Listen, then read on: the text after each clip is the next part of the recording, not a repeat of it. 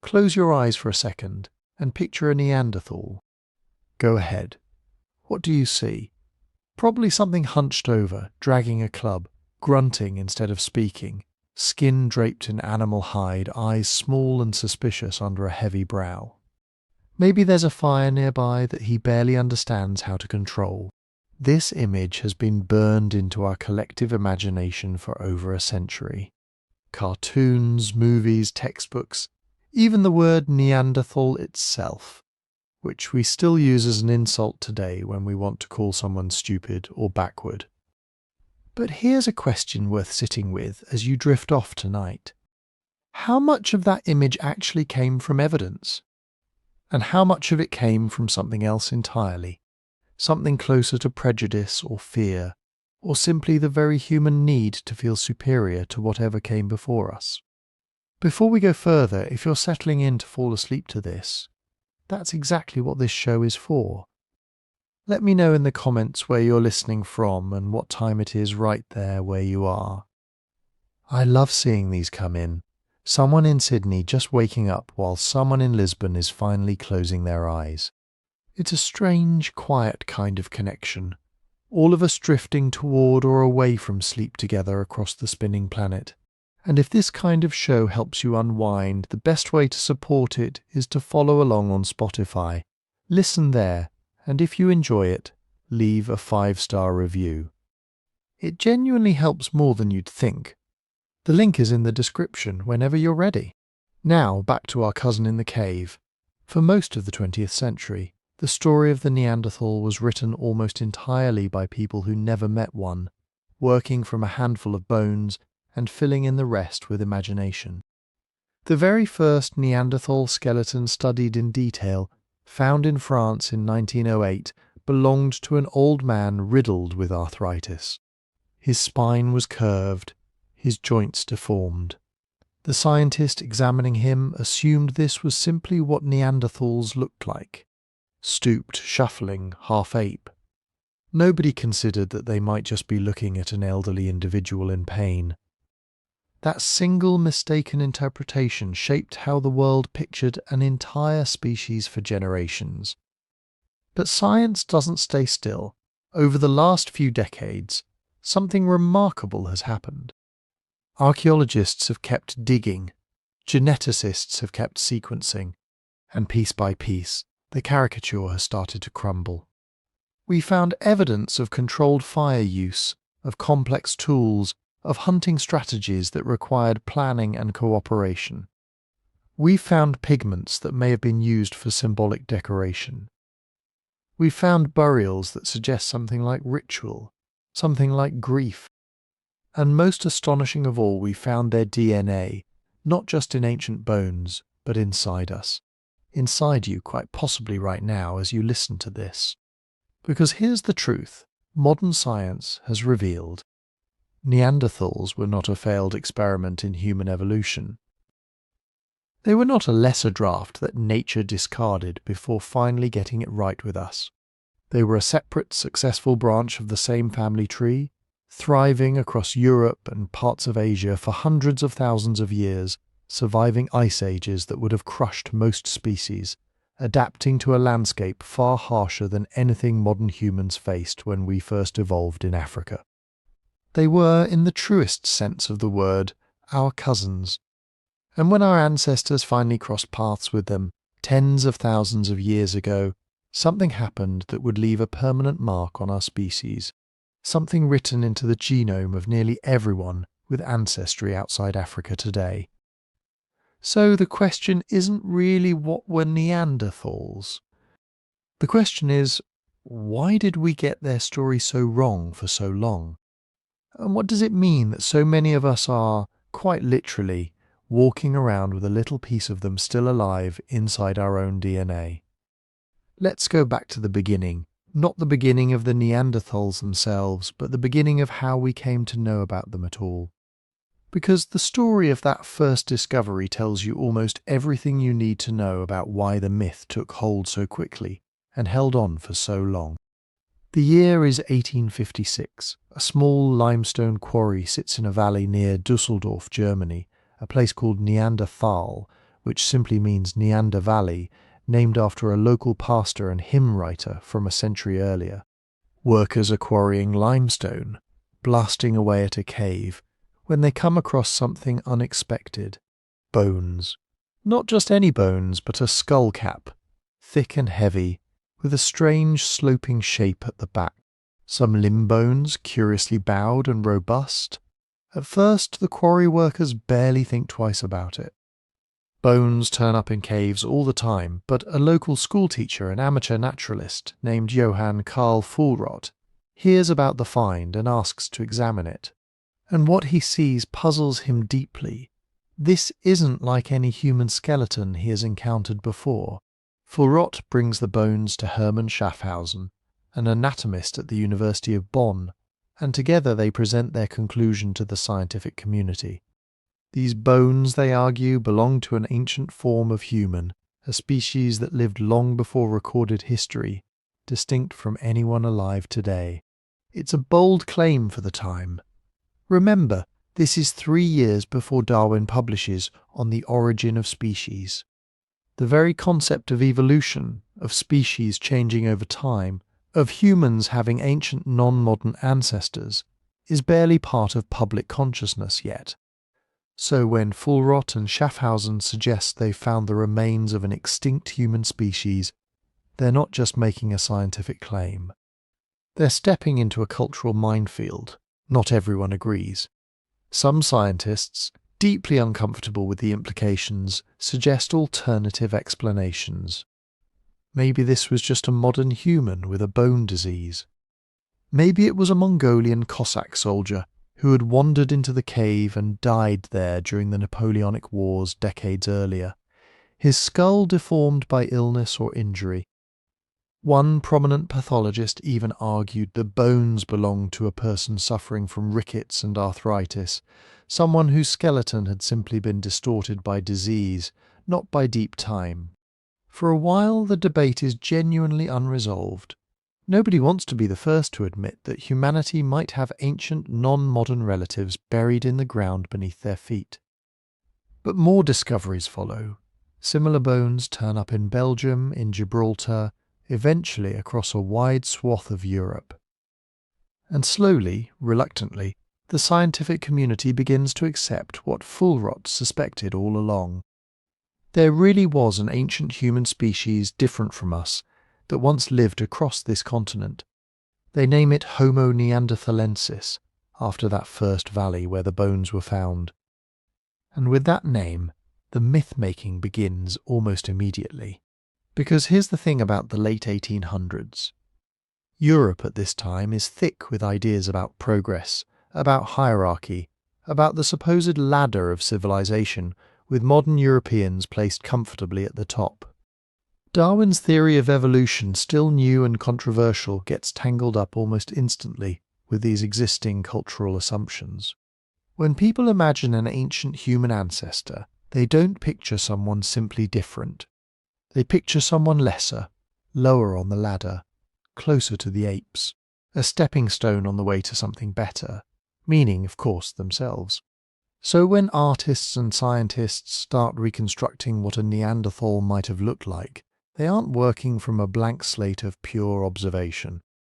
They're working from a cultural script that already tells them what an ancient human should look like. Hunched, brutish, barely capable of speech, somewhere between animal and man. And once that script exists, it becomes remarkably easy to bend the evidence to fit it.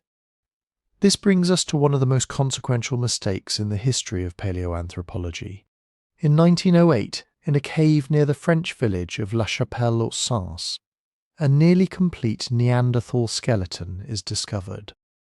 It's an extraordinary find, one of the most intact ever recovered. The skeleton is handed over to a French paleontologist named Marcelin Boule for detailed study, and Boule, working with real diligence by the standards of his time, produces a thorough anatomical description. But his conclusions are shaped, whether he fully realizes it or not, by the assumptions he brought into the study. The skeleton, it turns out, belonged to an older individual, likely in his 40s or beyond. quite elderly by Ice Age standards. His spine shows signs of significant arthritis. His joints are worn and somewhat deformed by degenerative disease. His posture in death, curled and compressed within a small grave, adds further distortion to how his bones settled over the millennia. But Boole doesn't interpret these features as signs of age, illness, or the simple physics of bones settling in soil for tens of thousands of years. Instead, he concludes that this is simply what all Neanderthals looked like. Stooped, bent-kneed, head thrust forward, incapable of standing fully upright the way modern humans do. From this single arthritic elderly skeleton, Boole constructs an image of an entire species. Slouching, shuffling, more ape than man, his reconstruction gets published, illustrated, distributed.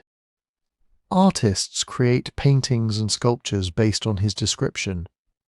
And this image, this specific flawed, misleading image, becomes the template for how the entire world pictures Neanderthals for the next 50 years. It's worth sitting with how much damage a single misinterpretation can do when it lands at the right cultural moment. Boole wasn't necessarily acting out of malice. He was working with limited comparative material, without the benefit of later discoveries or modern medical understanding of arthritis and its effects on bone structure. But his conclusions fit so neatly into the existing prejudices of his era. The assumption that ancient equals primitive, that different equals lesser, that nobody thought to seriously challenge them for decades. And the timing matters too. This is happening during an era when European scientific institutions are also deeply entangled with racial pseudoscience, with ideas about supposedly superior and inferior human populations, with theories that would later be twisted into some of history's darkest ideologies. The Neanderthal in this cultural moment becomes a convenient symbol, a supposed missing link, a creature positioned just below the line separating true humanity from animal nature.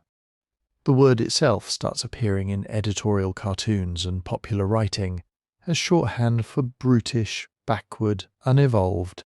It would take a long time for this image to be seriously questioned. It isn't until the 1950s that researchers finally revisit Boole's original skeleton with a more critical eye. American anthropologists William Strauss and A.J. Cave conduct a fresh examination and reach a very different conclusion. They point out that Boole likely misread the effects of arthritis and aging. They argue, quite reasonably, that a healthy young Neanderthal probably could have stood every bit as upright as a modern human. The stoop, the shuffle, the primitive gait, all of it was based on a skewed reading of one elderly, disease-affected skeleton, not a species-wide trait. From there, the picture starts slowly changing, not all at once. Old ideas rarely die that quickly, especially once they've been absorbed into popular culture through decades of illustrations, museum displays, and casual language. But among researchers, a more careful, more nuanced view begins to take shape, one that separates what the evidence actually shows from what earlier generations assumed it must show. Modern anthropologists now look at Neanderthal remains through a very different lens. They consider age at death. They consider signs of disease and injury. They compare multiple skeletons rather than generalizing from a single find. They factor in advances in forensic anatomy that simply didn't exist in Boole's time. And what emerges from this more careful approach looks remarkably different from the shuffling brute of early 20th century imagination. So how did Neanderthals get their bad reputation? Not really from the bones themselves. The bones were always just bones, patient, silent, waiting for someone to interpret them fairly. The bad reputation came from the minds interpreting those bones.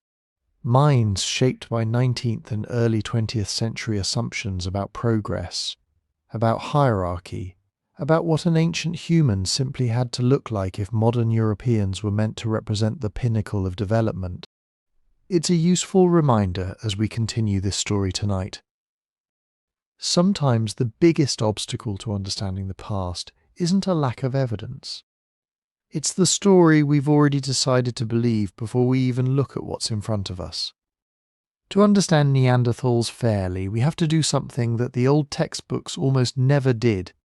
We have to stop placing them behind us, as if they were a rough draft that evolution abandoned once it got around to making modern humans. They were not our failed attempt at becoming human. They were human. Not Homo sapiens, not exactly like us, but members of the same large tangled family. Cousins, not grandparents, a branch, not a rung on a ladder. And that distinction changes almost everything. For a long time, human evolution was drawn as a neat upward march. First something ape-like, then something a little more upright, then something carrying a tool, then something with a bigger brain, and finally, at the very end, modern humans, standing tall and looking pleased with ourselves. It is one of the most familiar images in science. It is also deeply misleading. Evolution does not work like a parade. It works more like a tree growing in a storm. Branches split. Some grow thick and wide, some end quickly. Some survive for hundreds of thousands of years before disappearing. And sometimes branches that have been separate for a very long time grow close enough to touch again. That was the world of the Neanderthals. If we travel back far enough, perhaps 600,000 or 700,000 years ago, we find an older population of humans living across parts of Africa and Eurasia. These people are often grouped under the name Homo heidelbergensis. But even here, things are not as simple as they sound. Homo heidelbergensis is useful as a label, but researchers still debate exactly which fossils belong in it, whether it represents one widespread species, several related populations, or a kind of catch-all category for humans who do not fit neatly somewhere else. That uncertainty is not a failure of science. It is what deep time looks like when all you have are scattered skulls, broken jawbones, stone tools and fragments of ancient DNA preserved in a few extraordinary places. The past does not hand us a family photograph with names written underneath. It gives us clues. We piece them together slowly. Still, the broad outline is becoming clearer. Some descendants of these earlier human populations remained in Africa.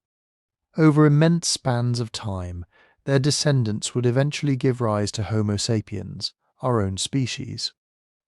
Other populations moved into Eurasia, spreading across a landscape that was repeatedly transformed by changing climates. Forests became grasslands.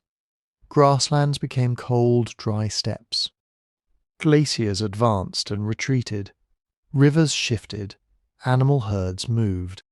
And the humans living there had to adapt, generation after generation, to a world that would not stay still. From those Eurasian populations emerged the Neanderthals. Their story was not short.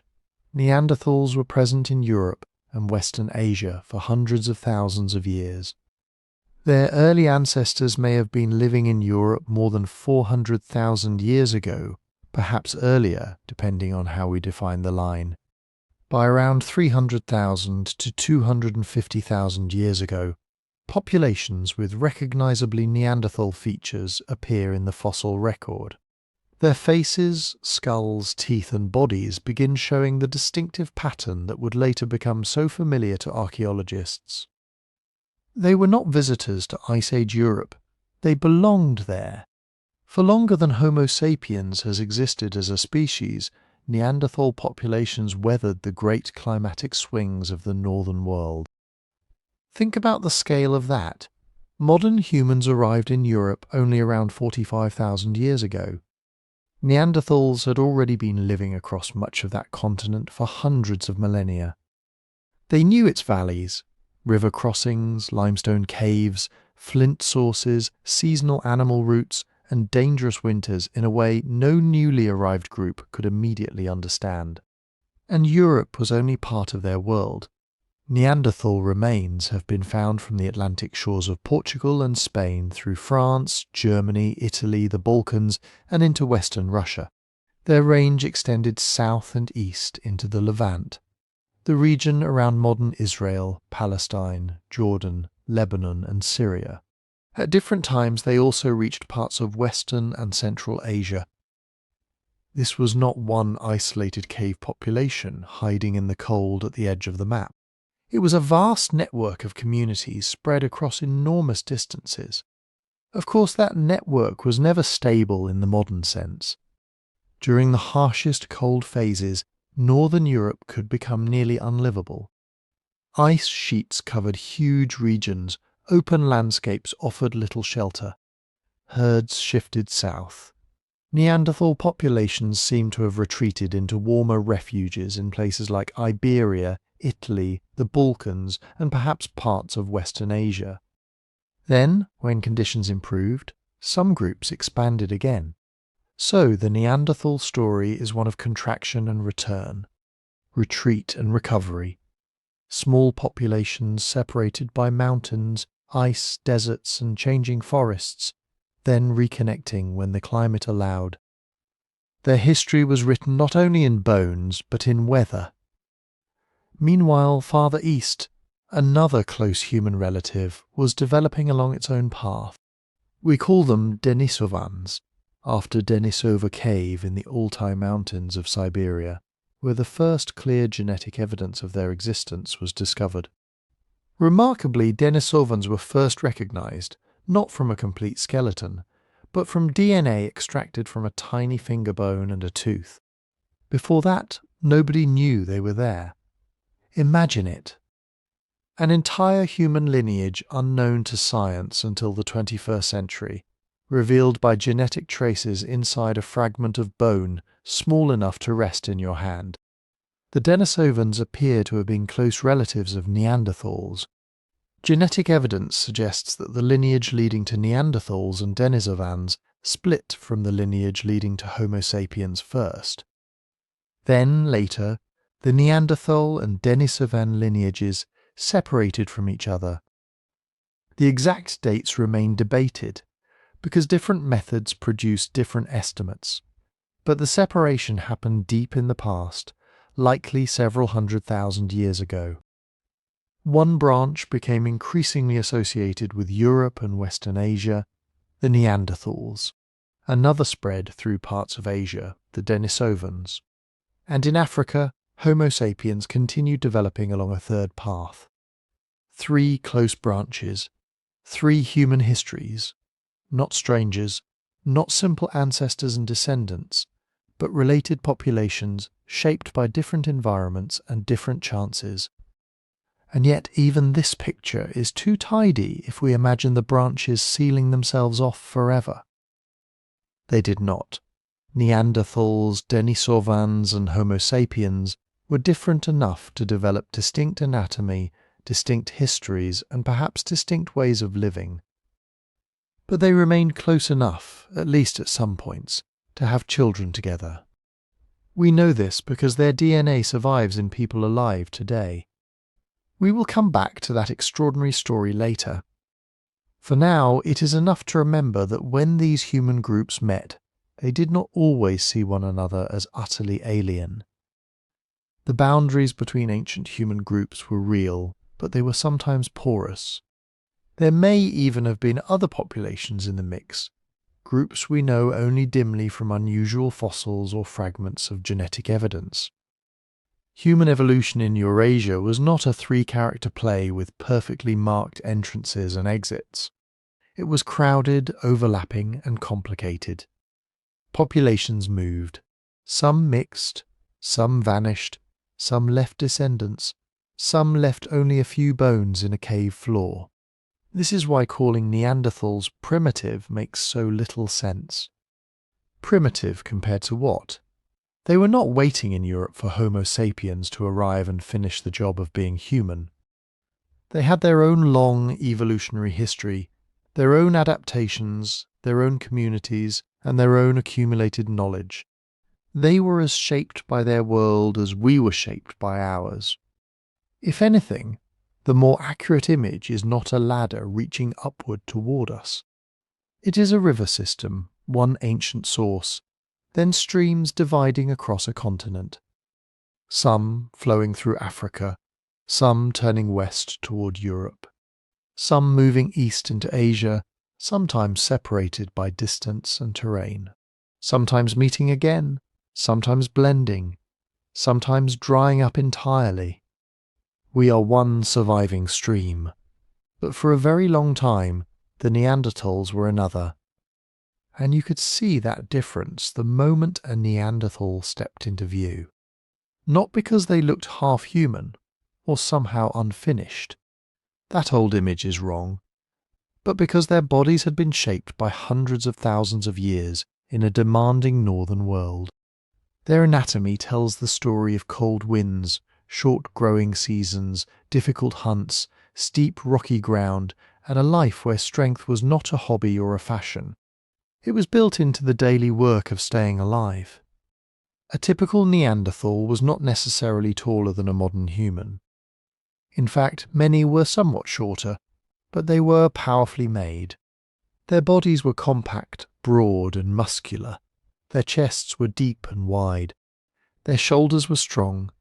Their arms and legs carried thick bones with large areas where muscles attached, the physical record of a lifetime spent pulling, lifting, climbing, carrying, digging, working wood, shaping stone, and handling animal carcasses. If a modern human body can sometimes look built for endurance across open distance, the classic Neanderthal body can look built for force. Their limbs were relatively short compared with their trunks, especially the lower parts of their arms and legs. Their forearms were short. Their lower legs were short. Their bodies tended to be broad rather than narrow, and that pattern may have helped them in cold environments. There is a simple reason for this. Heat escapes from the surface of the body. A compact body has less surface area relative to its total mass than a tall, slender one. Less exposed surface means less opportunity for precious warmth to disappear into freezing air. You can think of it like this. A small round loaf of bread cools more slowly than a long thin breadstick, even if both contain the same amount of dough. The breadstick has more surface exposed to the air. In cold climates, bodies with shorter limbs and broader trunks can hold on to heat more efficiently. This is not a rule that explains everything. Human anatomy is never that simple. Neanderthals lived across a huge range, including relatively mild regions of the Mediterranean and Western Asia. Their body shape was influenced by ancestry, physical activity, diet, development, and many other factors. But the general pattern fits what we might expect in populations adapted to repeated cold conditions. And Ice Age Europe was not just cold in the way a winter morning is cold.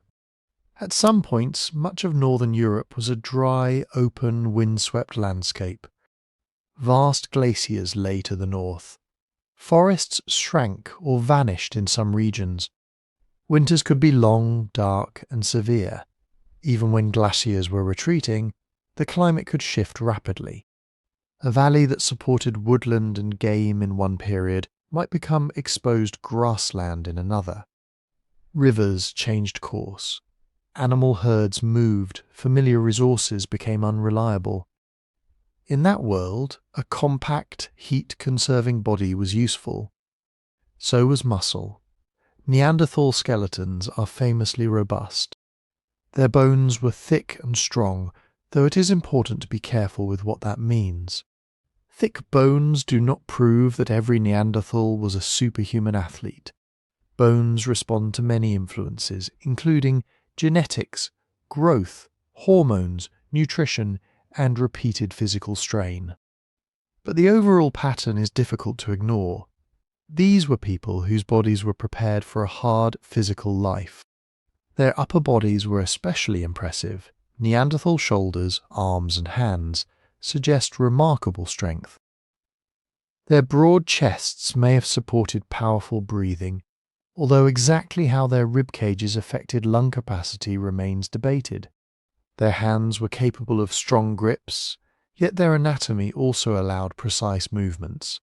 They were not limited to smashing and grabbing. They could make carefully shaped stone tools, work hides, prepare adhesives, and carry out tasks requiring control as well as force.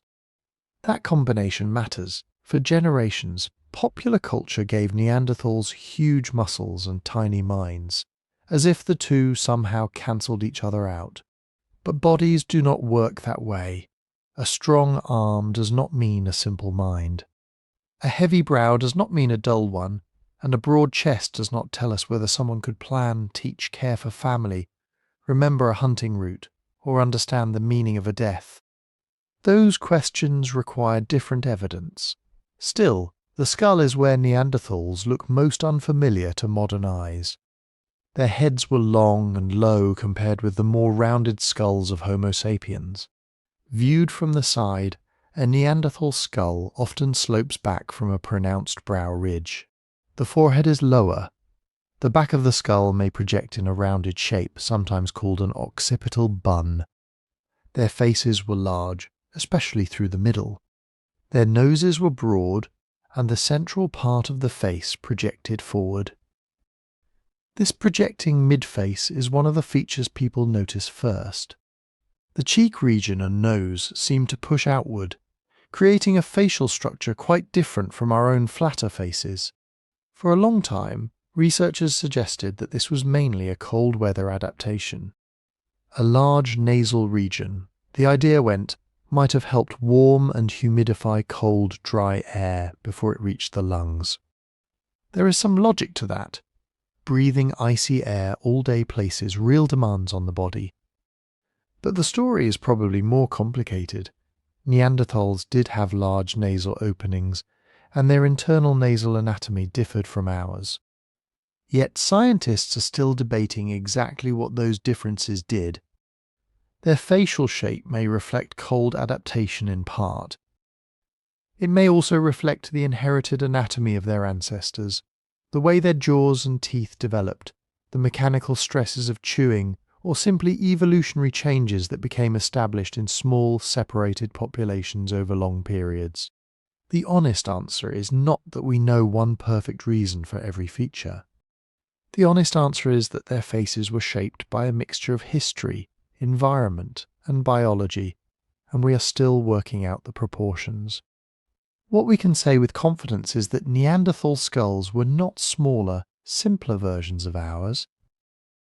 Their brains were, on average, at least as large as those of living Homo sapiens, and often somewhat larger in volume. Brain size alone does not measure intelligence. A larger brain does not automatically mean greater intelligence, just as a differently shaped skull does not mean less. Brains are organized in complex ways. Bodies use energy in complex ways. Intelligence is expressed through behavior, learning, memory, cooperation, communication, and culture. The fossils cannot give us a direct recording of a Neanderthal thought. They cannot tell us what a person dreamed about beside a winter fire, or what a parent said to a frightened child, or what a hunting group planned before dawn. But they can tell us this: Neanderthals were not physically inferior versions of us. They were differently built humans deeply adapted to their own long history in Eurasia. Their bodies carried the marks of that history everywhere, in their short, powerful limbs, in their broad trunks, in their dense bones, in their strong hands, in the distinctive architecture of their faces and skulls. They were not shaped for our world of chairs, heated rooms, supermarkets and machines that do the lifting for us. They were shaped for a landscape where every calorie mattered, where cold entered through every gap in a shelter, where a successful hunt could feed a group for days, and where injury, weather and bad luck were always close. And yet, if we stop at the body, we risk making the same old mistake in a more scientific language. We see the brow ridges, we see the broad chest, we see the powerful limbs, and we imagine that we understand the person inside. But anatomy is only the outer evidence. To find the Neanderthal mind, we have to look beyond the bones. And this is where the story becomes both more interesting and more difficult, because minds do not fossilize.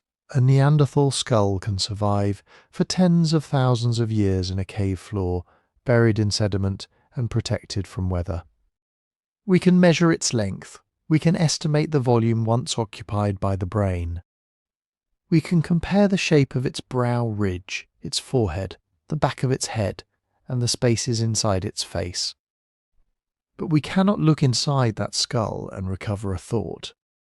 We cannot know exactly what a Neanderthal saw when they looked across a frozen valley.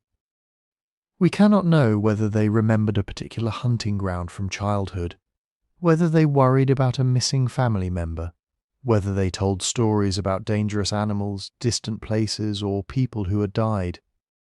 The temptation is to turn skull shape into a quick answer. Large brain, intelligent; small brain, less intelligent; rounded skull, modern; long, low skull, primitive. But human evolution does not work that neatly. Neanderthals had brains that were, on average, as large as those of living humans, and often slightly larger in total volume. Some Neanderthal skulls held brains well above 1,500 cubic centimeters. Modern human averages vary widely between populations and individuals, but are often closer to 1,300 or 1,400 cubic centimeters. For a long time, that fact created an awkward problem for the old stereotype. If Neanderthals were supposed to be dim-witted brutes, why did they have such large brains? The answer is that brain size is real evidence, but it is not a scorecard. A brain is not one general-purpose muscle that becomes smarter simply by getting bigger. It is an enormously complex organ. Different regions perform different tasks. Brains must coordinate vision, movement, memory, emotion, social awareness, hearing, balance, language, planning, and the constant work of keeping a body alive. A larger body also tends to require more neural processing. Neanderthals were physically robust people, with large faces, strong muscles, and demanding sensory lives in difficult environments.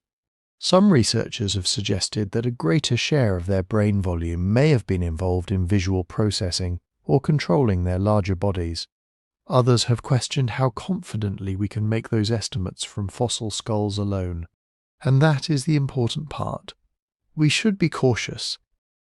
The inside of a skull gives us an endocast, a rough map of the space the brain occupied.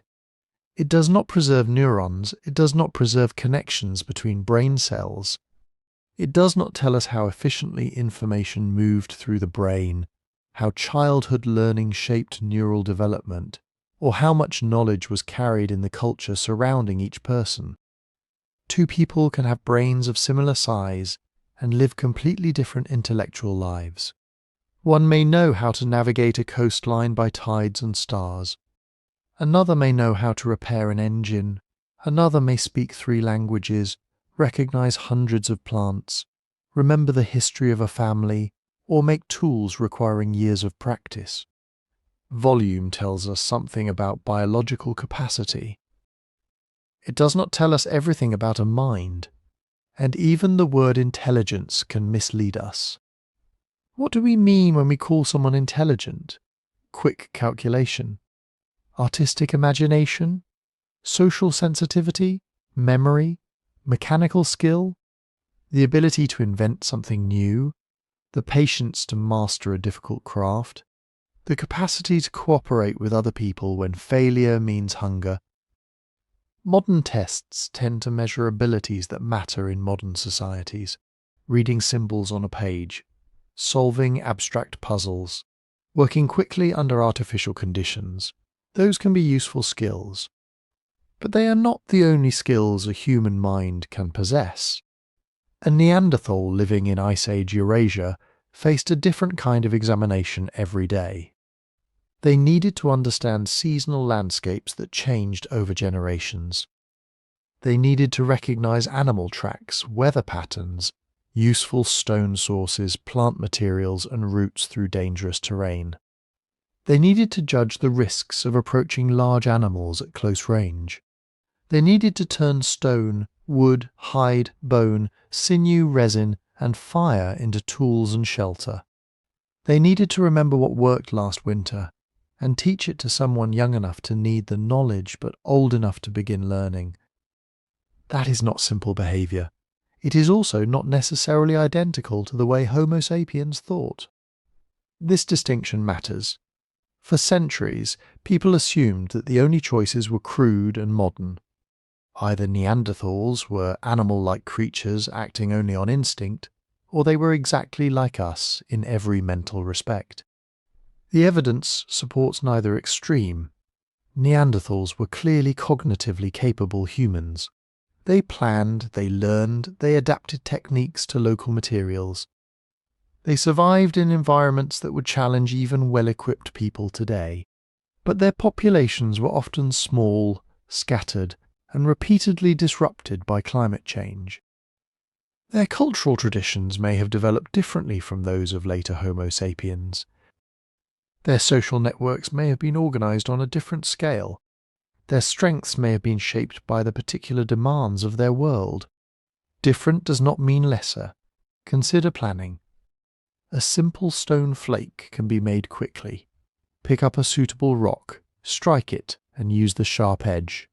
But many Neanderthal tools show a deeper level of preparation. Before striking off the useful flakes, they carefully shaped the stone core in a sequence of controlled steps. The goal was not merely to break a rock. The goal was to produce a flake of a particular size and form. That requires anticipation. You must imagine a result before it exists. You must understand how each blow changes the stone.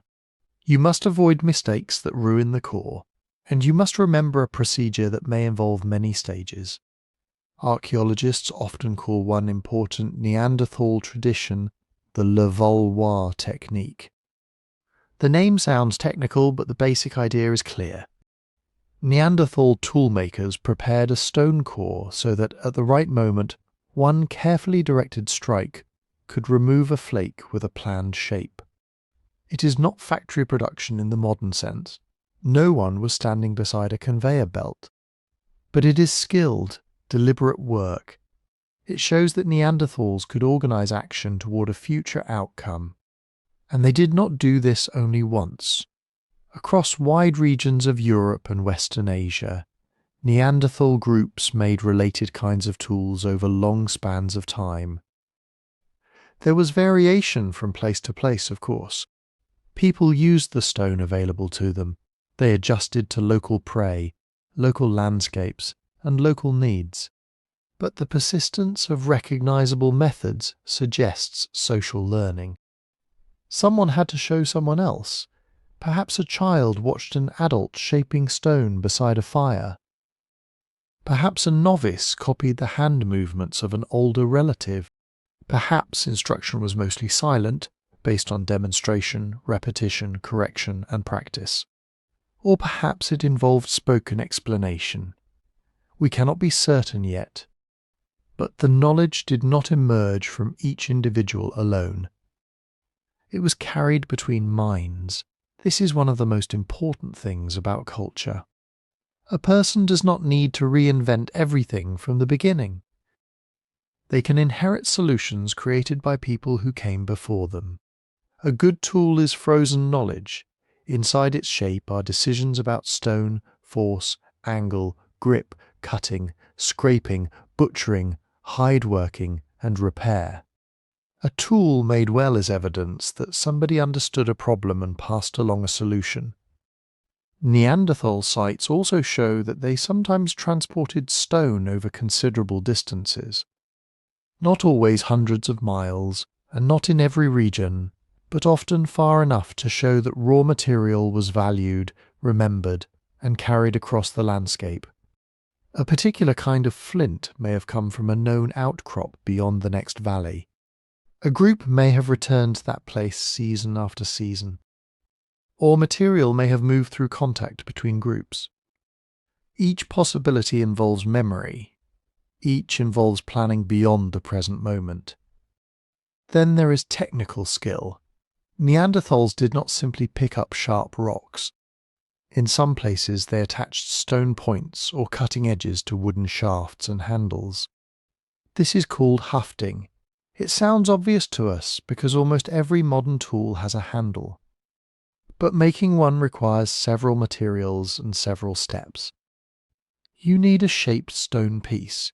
You need wood of the right kind. You may need plant fibre, sinew, or other binding. In some cases you need adhesive made from birch bark, tar, or pine resin, and producing tar is especially revealing because it may require controlled heating, protection from oxygen, patience, and an understanding that a material can be transformed by fire into something new. Not every Neanderthal group used the same methods. Not every claim about ancient adhesives is equally secure. Archaeology is always a puzzle made from incomplete pieces. But the broader pattern is hard to dismiss. Neanderthals had practical knowledge that was learned, retained, and applied. They were experts in their own technologies. That does not mean they never failed. Of course they failed. A spear point broke. A hunt went wrong. A winter camp had too little food. A skilled craftsperson died before teaching everything they knew. Small populations are vulnerable because losing even a few knowledgeable people can mean losing an entire tradition. This may help explain why Neanderthal technology sometimes appears stable for very long periods. Older scholars saw stability and assumed lack of imagination. But stability can mean something else. If a technique keeps people alive, changing it may be risky. In a harsh world, the best solution is not always the newest one. It may be the method your parents used, and their parents used, because it has been tested against cold, hunger, injury, and bad luck. Innovation is valuable. Reliability is valuable too. And Neanderthals had another kind of intelligence that is harder to measure in stone, the intelligence of living with other people. No individual hunter could master every task alone. Children had to be protected and taught.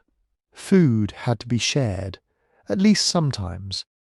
Injured people could not always survive without help. Groups had to coordinate movement, decide where to camp, respond to changing weather, and maintain relationships through long periods of uncertainty. Those are social problems. They require attention to other minds. We should not imagine Neanderthals as silent, solitary figures wandering through snow with clubs in their hands.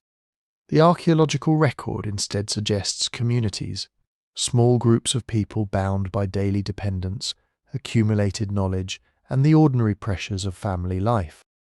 Their minds were not simple, but neither should we flatten them into modern people wearing animal skins. They were Neanderthals, a distinct human lineage shaped over hundreds of thousands of years by a different history. They may have shared many mental abilities with us. They may have emphasized different skills. Their ways of communicating, organizing, remembering, and imagining may have had strengths we can only partly glimpse now. The clues are scattered in a prepared stone core, in a carefully made adhesive, in a distant piece of flint, in the repeated choices of people who understood their landscape well enough to survive in it.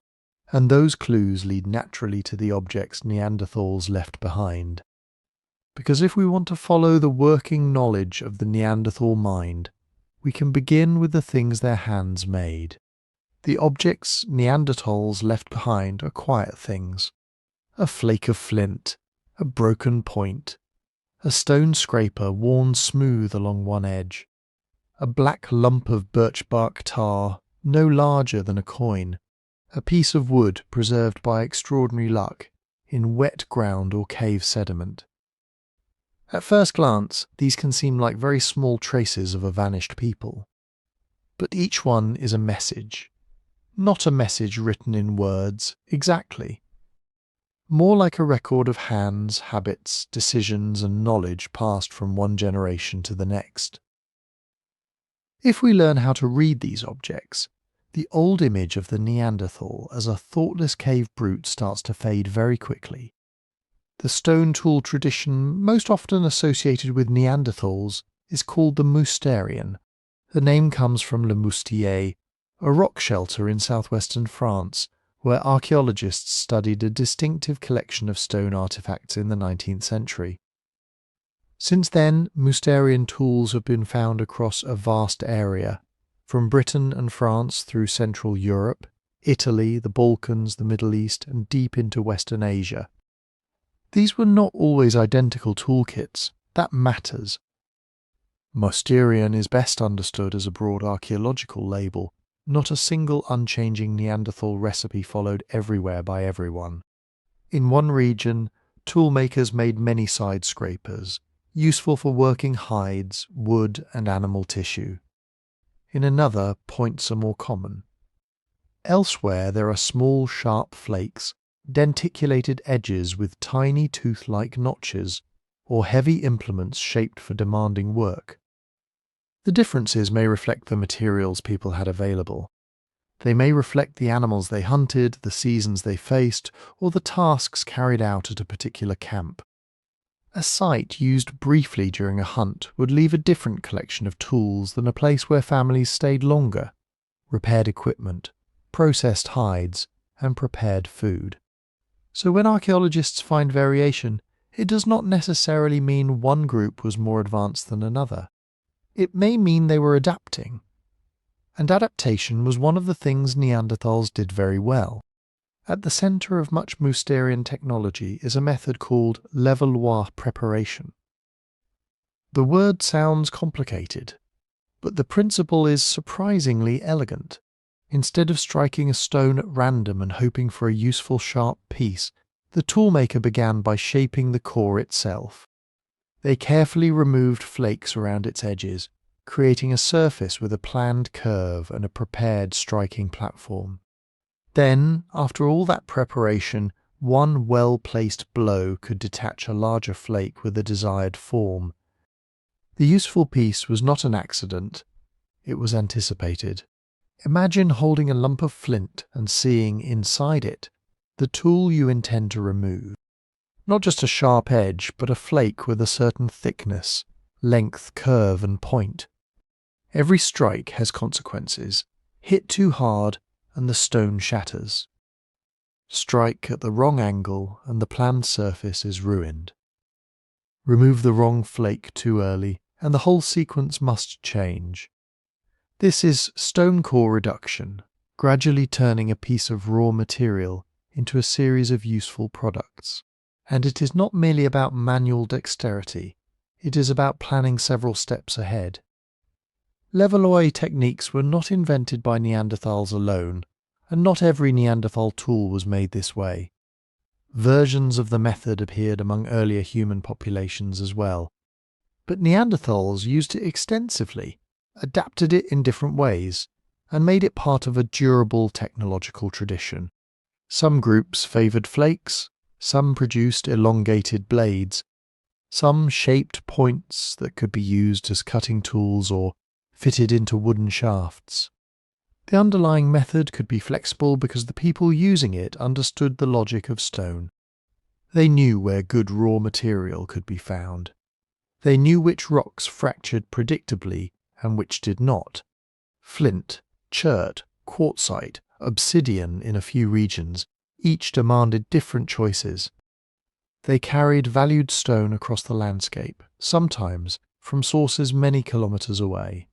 They repaired tools, they sharpened worn edges, and when a core was nearly exhausted, they could still draw small useful flakes from what remained. This was not a people who used rocks. This was a people who understood stone. But stone was only one part of the toolkit. Wood almost never survives for tens of thousands of years. It decays, burns, splits, and disappears. So the archaeological record gives stone an unfair advantage. It can make prehistory look like an endless world of flint, as if every important object was made of rock. It was not. Neanderthals almost certainly relied on wood for digging sticks, carrying poles, handles, simple tools, and spears. Directly preserved wooden artifacts are rare, but they remind us how much has been lost. Earlier humans in Europe were making carefully shaped wooden spears at Schöningen around 300,000 years ago.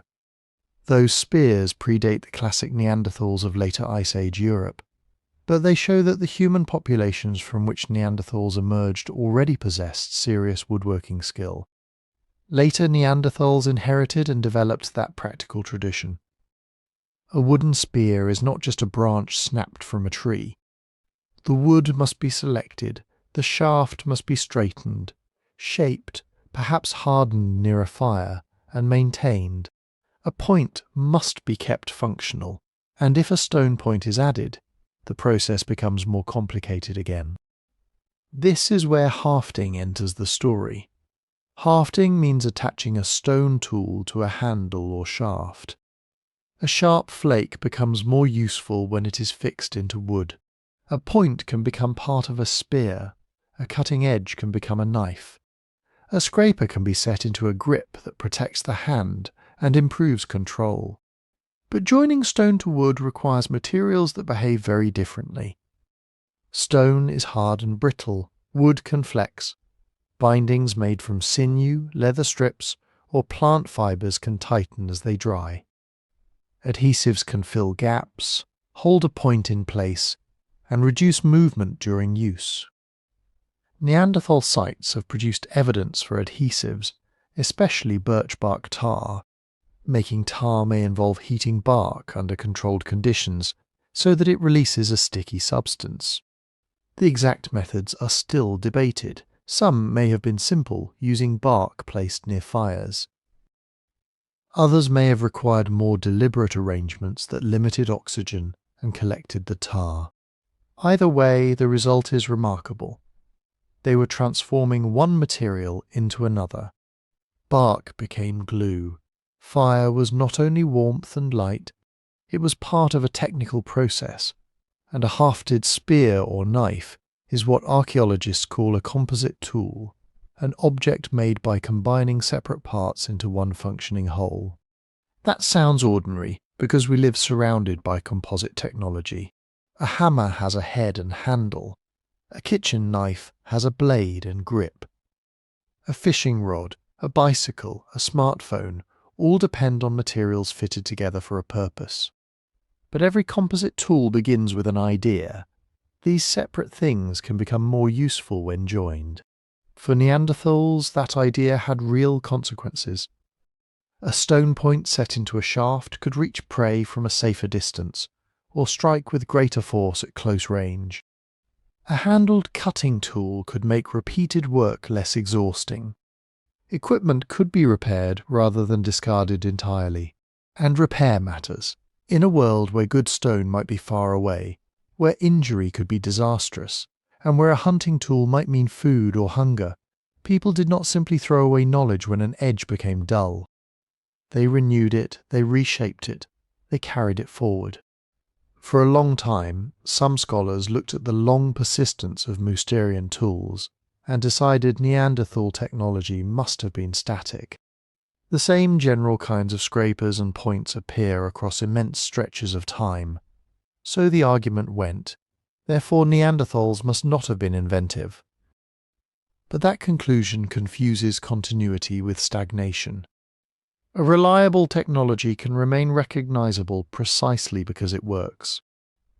A winter coat may change little in its basic purpose for centuries. A good axe does not become useless because its design is old.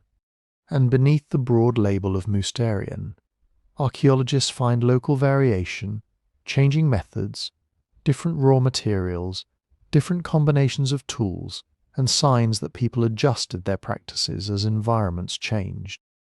Neanderthal technology was not modern technology waiting to happen. It was technology fitted to Neanderthal lives.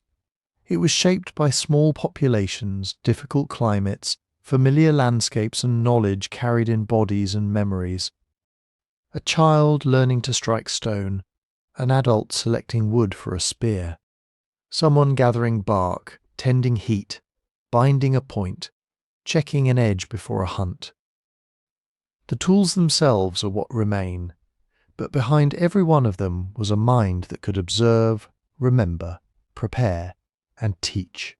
And soon those tools would be tested in the most unforgiving way possible, because making a spear is one thing.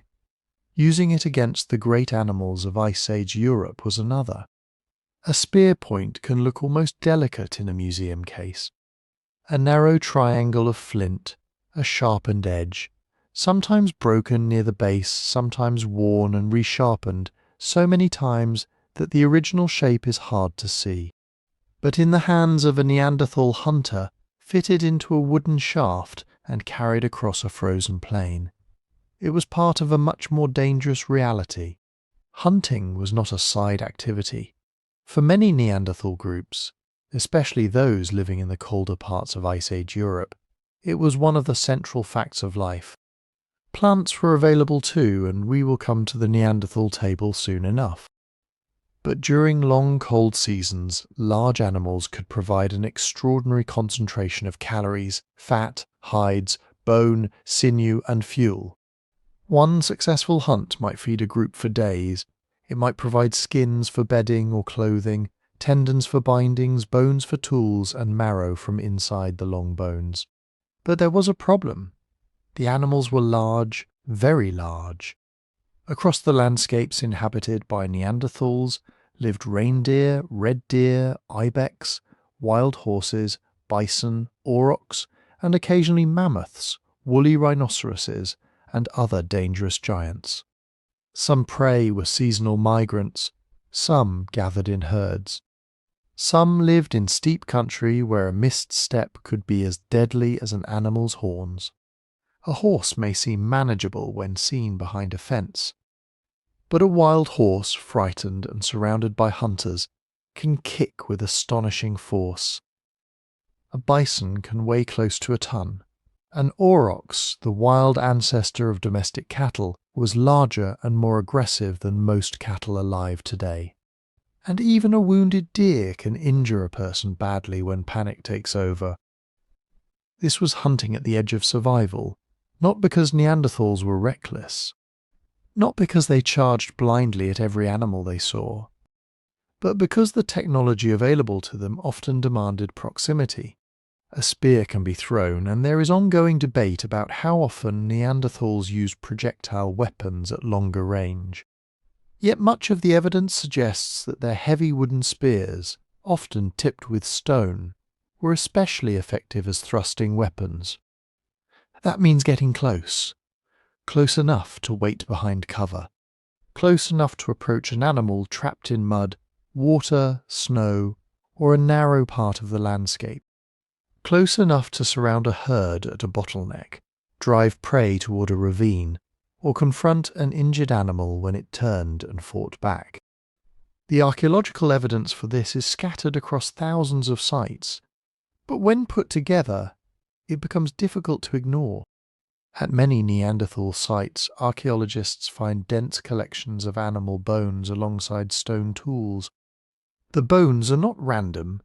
They often belong to particular species, sometimes individuals of a similar age, suggesting that hunters were making choices rather than simply collecting whatever happened to die nearby. At some sites, reindeer dominate, at others, horse. In mountainous regions, ibex and chamois appear more often. In forested landscapes, red deer may be common. On open grasslands, large herd animals offer different opportunities. The pattern changes from place to place because Neanderthals changed with the place. A group living near a reindeer migration route may have timed its movements around the arrival of the herds. Another group, familiar with a river valley, may have known where horses crossed or where animals became vulnerable during winter. In rugged country, hunters may have focused on sure-footed mountain prey and used cliffs, gullies, and narrow passes to their advantage. The landscape was part of the hunting technology, and then there are the marks on the bones. A stone blade drawn across fresh flesh can leave fine lines on bone. Under a microscope, archaeologists can sometimes distinguish these cut marks from scratches caused by trampling, tooth marks left by carnivores, or damage produced long after burial. Cut marks around joints suggest butchery. Marks along muscle attachments suggest meat removal. Repeated blows on large bones, or fractures made while the bone was still fresh, can indicate marrow extraction. A Neanderthal group was not simply taking a few choice pieces and leaving the rest. In many cases, they were processing carcasses thoroughly. That makes sense. In a cold environment, calories mattered. Fat mattered, marrow mattered. Even the grease rendered from crushed spongy bone could be valuable. A large animal was a difficult prize, but it was also a storehouse of survival. Still, bones do not tell us every part of the story. Sometimes humans arrive at a carcass after carnivores. Sometimes carnivores arrive after humans. Sometimes a natural death, a flood, or a mud trap gathers animals in one location, and people later take advantage of what they find. Archaeologists have to work carefully, looking at the order of cut marks and tooth marks, the age of the animals, the location of the remains, and the tools found nearby. The best interpretation is not always a dramatic hunt. Sometimes it may be scavenging, sometimes it may be opportunistic killing, and sometimes the evidence is strong enough to suggest organized hunting by people who understood animal behavior in remarkable detail. They had to. To hunt successfully, you need more than courage. You need patience. You need to recognize tracks in snow or mud, know the difference between fresh signs and old ones, understand which animals travel together, where they drink, when they carve, when they migrate, and how weather changes their movements.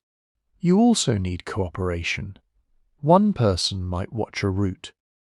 Another might drive animals from cover. Others might wait where the ground narrowed. After a kill, the work was only beginning. Cutting meat, carrying heavy pieces, protecting the carcass from scavengers, returning to camp, preserving what could not be eaten immediately. This was physically demanding life, day after day. Neanderthal skeletons sometimes show healed fractures and other injuries. Some researchers have compared certain patterns to injuries seen in people exposed to close contact with large animals, such as rodeo riders. It is an attention-grabbing comparison, but it should not be taken too literally. Ancient bones preserve only part of a person's history, and injuries can come from falls, hard terrain, accidents, conflict, or ordinary labour as well as hunting. What the skeletons do show is that Neanderthal life was hard on the body. They carried loads. They walked immense distances. They worked stone, wood, hides, and carcasses. They moved through cold, uneven landscapes where one fall could have serious consequences. Their injuries do not prove thoughtless bravery. If anything, healed injuries suggest something more interesting. People sometimes survived serious harm. Someone helped them. A hunter with a damaged limb could not simply be abandoned if the group expected him or her to recover. Food had to be shared, fires tended, knowledge retained. The risks of the hunt were carried by more than the hunter alone, and that may be the most important thing to remember. Neanderthals were not facing Ice Age animals as isolated figures with a spear in one hand and fear in the other. They were hunters within social groups, using learned strategies, familiar terrain, carefully made tools, and the support of others. Sometimes the hunt succeeded, sometimes it failed. Sometimes the hunters may have returned with nothing but cold hands and empty stomachs. And sometimes, after enormous effort and danger, they brought back enough food to transform the next few days of life. But killing an animal was only the beginning. The real challenge was turning a carcass into warmth, nourishment, and another chance to endure the winter. That transformation often began with fire. A fire is easy to take for granted. Strike a match, turn a dial, press a button, and heat appears. For a Neanderthal group living through an Ice Age winter, fire was not background technology. It was warmth in a world built around cold. It was light after sunset. It was protection from some predators. It was a place to gather, work, talk, rest, and turn hard-won food into something safer and easier to eat. But archaeologists have to be careful here, because fire leaves complicated evidence. Ash can be moved by wind. Charcoal can come from natural wildfires. Sediments can be disturbed long after people leave. A dark patch in a cave is not automatically a hearth, so the strongest evidence comes from sites where several clues appear together. Concentrated charcoal, burned bone, reddened or heat-altered sediment, stone tools damaged by heat, and repeated fire features in places that people clearly occupied. At selected Neanderthal sites across Europe and Western Asia, the evidence is convincing. Caves and rock shelters sometimes preserve hearth-like areas used again and again. At places such as Kibara Cave in the Levant, archaeologists have found signs of repeated burning within layers associated with Neanderthal occupation. Other sites preserve burned bone and artifacts close to areas where food was cut and processed. This does not mean every Neanderthal camp had a fire every night. Firewood was not always easy to find, especially in cold, open landscapes with few trees. A group might have carried embers, maintained a fire carefully, or used it only when conditions made the effort worthwhile. There is still debate about how consistently Neanderthals controlled fire across all regions and all periods of their long history. But they clearly knew its value. Imagine the difference between tearing at raw meat in freezing air and placing strips of meat near glowing coals. Roasting reduces some of the dangers from parasites and pathogens. It softens connective tissue. It releases fat. It makes tough pieces easier to chew and digest. Cooking does not magically create calories, but it can make more of a food's energy available to the body. And in a life where every calorie had to be earned, that mattered. Meat may have been roasted directly over flames, placed on hot stones, or cooked near the edge of a hearth where the heat was steadier. Bone marrow, already rich and soft, could be eaten raw or warmed. Fat from animals was especially precious during cold seasons, when the body needed dense energy simply to maintain heat. But the Neanderthal table was not only meat. This is one of the oldest misunderstandings about them. Their hunting was impressive, and in some cold regions, animal foods formed a major part of the diet. Yet no sensible hunter-gatherer ignores edible plants when plants are available. Neanderthals lived across enormous distances, from Atlantic Europe to the mountains of Western Asia, through forests, grasslands, river valleys, Mediterranean coasts, and cold steppe. The food changed with the land. In warmer seasons, groups could gather berries, nuts, seeds, fruits, leafy plants, and underground storage organs such as roots and tubers. In some places they may have collected mushrooms. Along coasts and rivers, they could exploit shellfish, fish, birds, eggs, and small animals.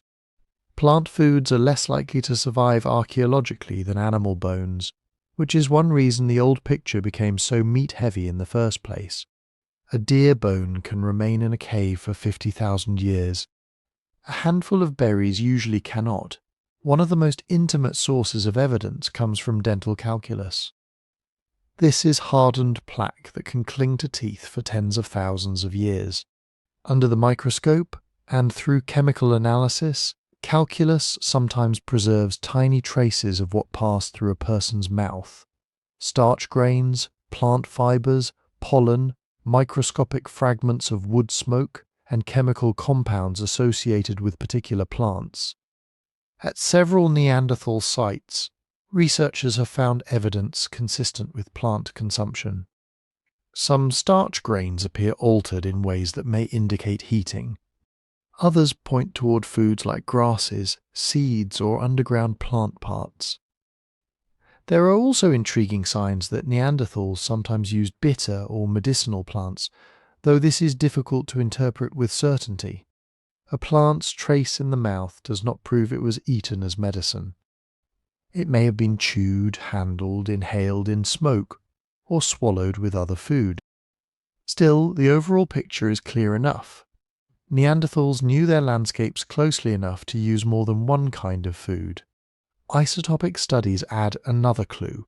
Chemical signatures preserved in Neanderthal bones often show that many individuals, especially from colder European environments, received a large share of their protein from animal foods. In some cases, their isotopic values resemble those of top predators. That is important evidence, but it has limits. Isotopes are especially good at tracking protein. They do not measure every calorie a person consumed. A diet could include substantial plant foods, fats, or seasonal resources without those foods appearing as strongly in the isotopic signal. And an individual bone reflects an average over years, not a menu from one particular evening beside one particular fire. So there was no single Neanderthal diet. A group on a cold northern plain may have depended heavily on reindeer, horse, or bison through much of the year. A group near a Mediterranean woodland may have had access to pine nuts, fruits, rabbits, tortoises, and shellfish. Mountain communities could turn to ibex and chamois. River valleys offered waterfowl, fish, and edible plants. Even the same place could change dramatically between spring and winter. Their table was seasonal. It was local. It was shaped by weather, migration, rainfall, soil, and memory. By who knew where the tubers grew? Who remembered the shellfish beds? Who could identify a useful seed, a poisonous leaf, or the moment when a herd would pass through the valley? And at the centre of much of this work was the fire, turning raw materials into meals, gathering a scattered group into one circle, and making the cold, dark landscape, for a little while, feel like home. But home was not always a cave. This is another place where the old image misleads us. When people picture Neanderthals, they often picture a small band permanently huddled at the back of a dark cave, wrapped in animal skins while snow piles up outside. Caves are memorable. They preserve bones, hearths, tools, and traces of ancient occupation, far better than an open hillside does. Rain, wind, frost, roots, and later human activity can erase an open-air camp almost completely. A cave protects evidence. It does not necessarily mean Neanderthals preferred caves or even lived in them most of the time. Archaeologists find Neanderthal traces in caves and rock shelters certainly, but they also find them in river valleys, on ancient lake margins, beside hunting grounds, near springs and across open landscapes where there was no cave nearby.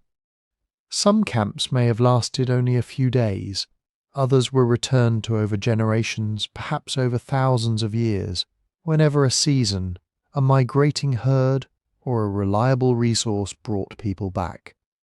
A place could become familiar in the deepest possible way. Not familiar like a town address is familiar to us.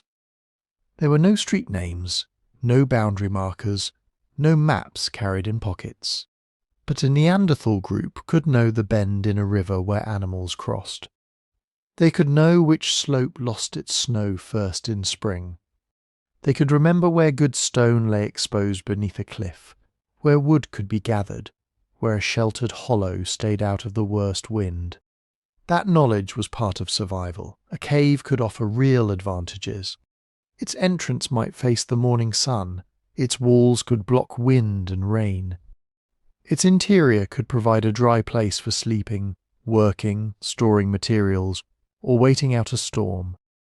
But deep caves were often dark, cold, damp, and smoky if fires were lit inside. The most useful part was usually not the deepest chamber. It was often the entrance zone where daylight reached the ground and smoke could escape. This is where archaeologists sometimes see patterns. A hearth in one area, stone flakes scattered nearby where tools were made or repaired, animal bones concentrated in another place, perhaps where carcasses were cut apart. In some sites, there are spaces with fewer sharp fragments and less debris, which may have been used for resting or sleeping. These interpretations are never perfect. Thousands of years can mix layers, and one camp can overlap with another. Still, when patterns repeat, they suggest that Neanderthal living spaces were not random piles of people, bone and stone. They organized their camps. At sites such as Abric, Romani in Spain, unusual preservation has revealed traces that may represent repeated activity areas and possible simple structures. At other locations, post holes, stone arrangements or concentrations of material have been interpreted as evidence for windbreaks, lean-tos or shelters made from wood, hide, branches and perhaps large animal bones. Wood and hide almost never survive for tens of thousands of years. That is the problem. A sturdy wooden shelter can disappear almost without a trace, leaving only a few stains in the soil, a line of stones, or an odd pattern in the distribution of artifacts. So we cannot confidently reconstruct every Neanderthal dwelling. But it would be strange to imagine people living through cold, wet, windy climates without using every available way to create shelter. They had hides from the animals they hunted. They had wood where wood was available. They had stone, branches, grass, and the practical intelligence to put materials together. A temporary windbreak beside a hearth may have mattered more than a grand permanent house. In an Ice Age landscape, stopping the wind could mean holding on to body heat. Keeping a sleeping area dry could mean avoiding sickness. Choosing a camp near water, but not so near that a flood could trap the group, required careful judgment. And water itself shaped daily movement. A group needed drinking water. They needed water to process food, perhaps to wash hands or hides, and to follow the animals that also depended on rivers, springs, ponds, and seasonal streams. But water sources changed. A clear stream in spring might shrink to mud in late summer. A river crossing safe in one season could become dangerous after rain or snowmelt. So Neanderthals were unlikely to have stayed still. Many groups probably moved seasonally through territories they knew in detail, not wandering aimlessly, but moving with purpose. They may have followed reindeer herds across open country, returned to woodland when nuts and fruits became available, visited coastal areas when shellfish could be collected, or sought sheltered valleys when winter weather closed in. The exact pattern would have varied enormously. A group in southern Iberia, with its milder climate and mixed resources, may have moved differently from a group on the cold plains of northern Europe. Mountain landscapes demanded one kind of knowledge. Coastal landscapes demanded another. In some regions, people may have returned repeatedly to the same rock shelter. In others, open-air camps may have been the normal rhythm of life. Their possessions also had to move with them. Stone tools could be repaired, reused, and carried. The raw stone itself mattered. A useful flint source might be many miles away, and the kind of stone a group used can reveal something about its movements. When archaeologists find tools made from material originating far from a site, they see a faint outline of Neanderthal travel, a person carrying a prepared core, a small toolkit, or a valued piece of stone from one part of the landscape to another. It is easy to focus on the dramatic moments, the hunt, the fire, the confrontation with winter. But most of life was probably made of quieter routines. Checking the fire, gathering fuel, looking for water, repairing a broken edge on a stone tool, watching children near a steep slope, carrying meat back to camp, choosing where to sleep. listening to wind, rain and animal calls beyond the circle of warmth. Home, for Neanderthals, may not have been one fixed place. It may have been a set of remembered places, connected by paths, seasons, resources, and shared experience. A cave entrance, a sheltered riverbank, a ridge above a herd trail, a familiar spring. Wherever the group could make warmth, safety, food, and each other last through another day. And wherever the group could make warmth, safety, food, and each other last through another day, there was another thing they needed. Each other. This may sound obvious. No human species survives alone for very long. But the bones of some Neanderthals make that fact unusually clear. They preserve evidence of lives that were not easy, bodies marked by injury, illness, wear, and recovery. And in a world without hospitals, written medicine, or a reliable supply of food, recovery often depended on other people. One of the most famous examples comes from Shanidar Cave in what is now Iraqi Kurdistan. There, archaeologists found the remains of an adult Neanderthal man, often called Shanidar I. He had lived with a remarkable collection of injuries. His skull showed damage that may have affected his vision in one eye. His right arm had been badly injured earlier in life, perhaps leaving it weakened or partly unusable. He also had damage to his lower legs and feet, and signs of severe arthritis. This was not a person who had suffered an injury and died the next day. He survived for years afterward, maybe much longer. That survival matters because a Neanderthal life demanded physical work. Food did not arrive at a doorstep. Firewood had to be gathered. Animals had to be tracked, hunted, butchered, and carried. Tools had to be made, camps had to be moved. Even walking across rough ground could be dangerous for someone with damaged legs or feet. So how did Shanidar I continue living? The simplest answer is that other Neanderthals may have helped him. They may have shared food with him when he could not hunt effectively. They may have supported him while moving camp. They may have brought him meat, marrow, plants, water, or firewood. Perhaps he still contributed in other ways. An injured person could watch children, prepare hides, repair tools, work stone while seated, remember routes, recognize animal behavior, or pass on hard-won knowledge. Care does not have to mean total dependence. It may mean a group making room for someone whose abilities had changed. Another famous Neanderthal skeleton discovered at La Chapelle-aux-Saints in France belonged to an older man who had lost many teeth and suffered from serious joint disease. For years, people imagined him as a bent, helpless creature, partly because early reconstructions made Neanderthals look more ape-like than they really were. Later studies corrected much of that picture, but the man was still old by Ice Age standards, and he still had lived with physical difficulties. The loss of teeth raises a quiet question.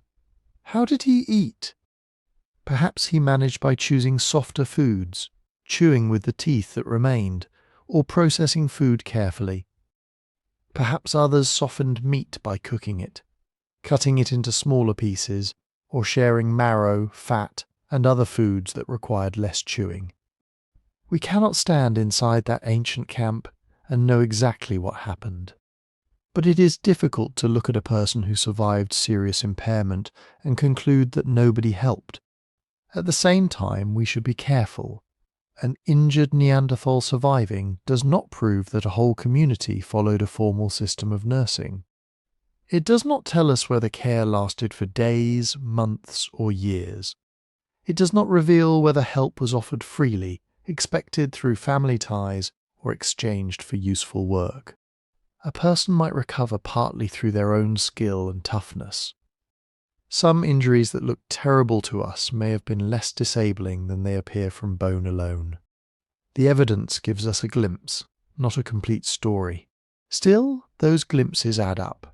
Across the Neanderthal record, archaeologists have found individuals who lived after fractures healed, people with worn joints, damaged teeth, and conditions that must have made ordinary life harder. Their skeletons remind us that Ice Age survival was not only about strength, it was also about cooperation. A small group had practical reasons to care. Neanderthal populations were probably scattered, often living in small communities across enormous territories.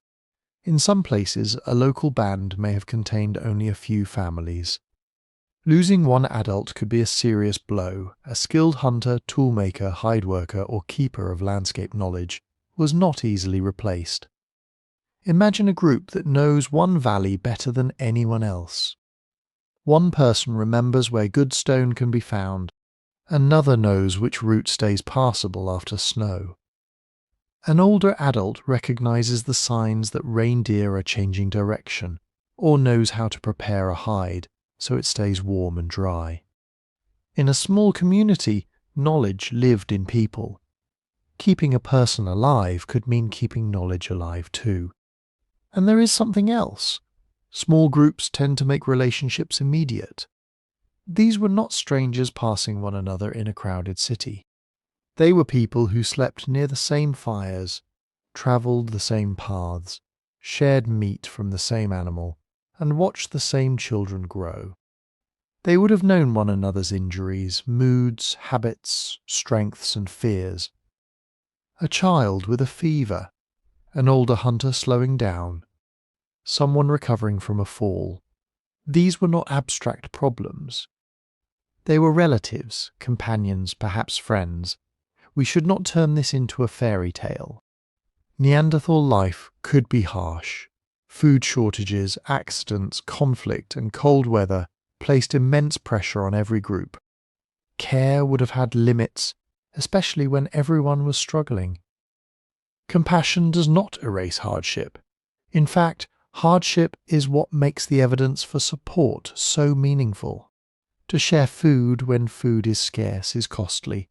To slow down for an injured person is costly. To keep someone warm, safe, and included when the group itself is vulnerable requires more than instinct.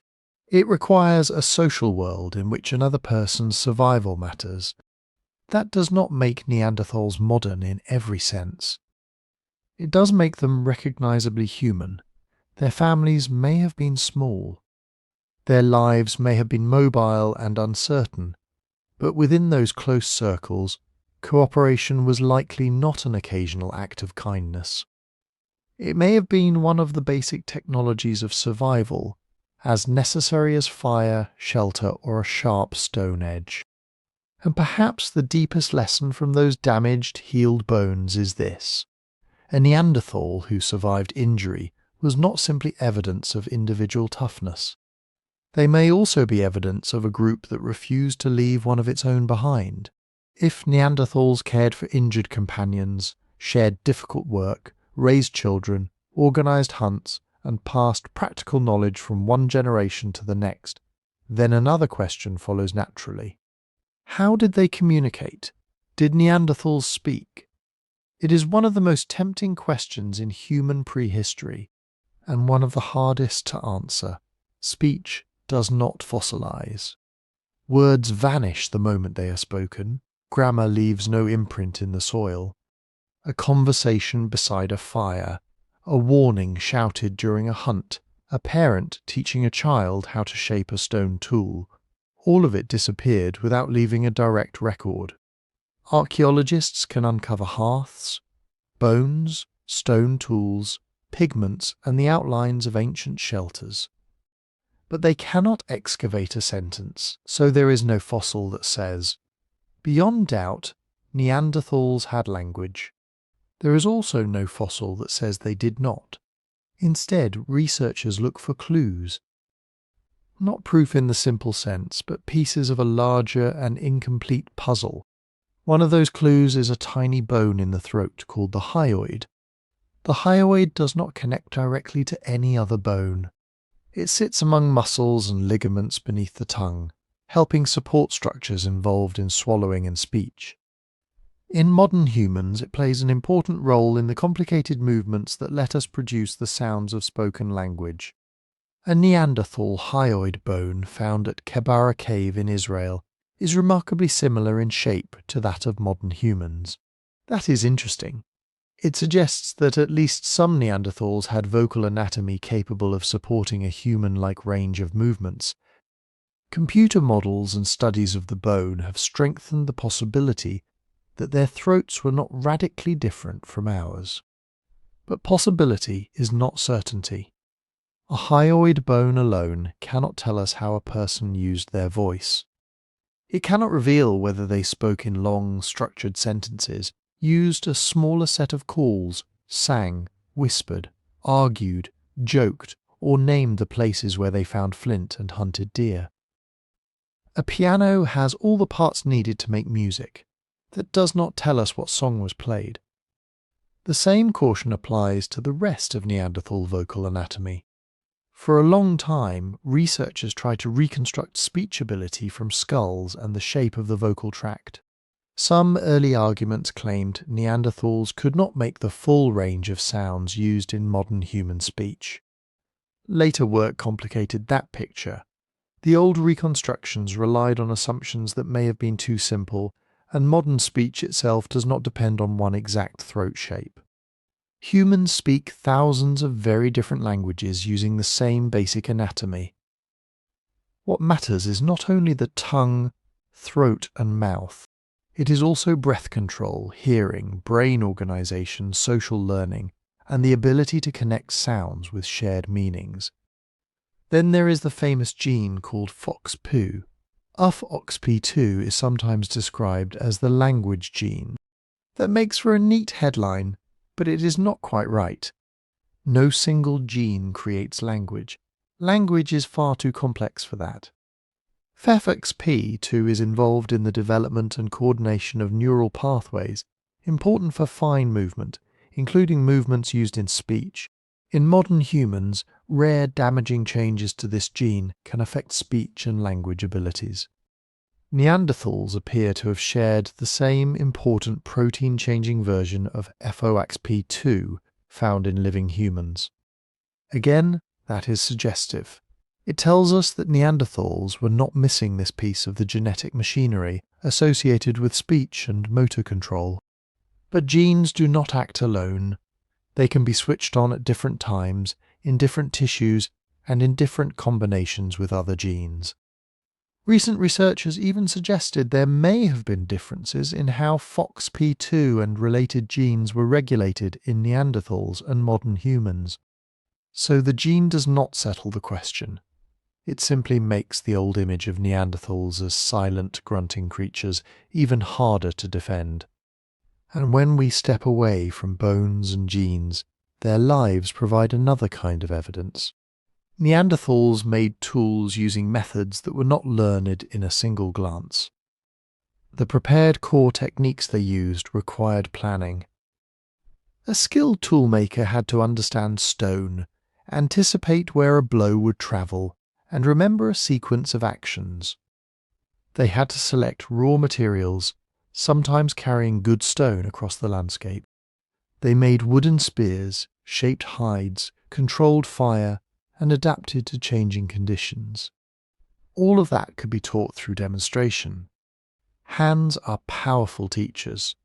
A child can learn by watching an adult strike stone, copying the angle of the arm, feeling the difference between a weak blow and a clean one.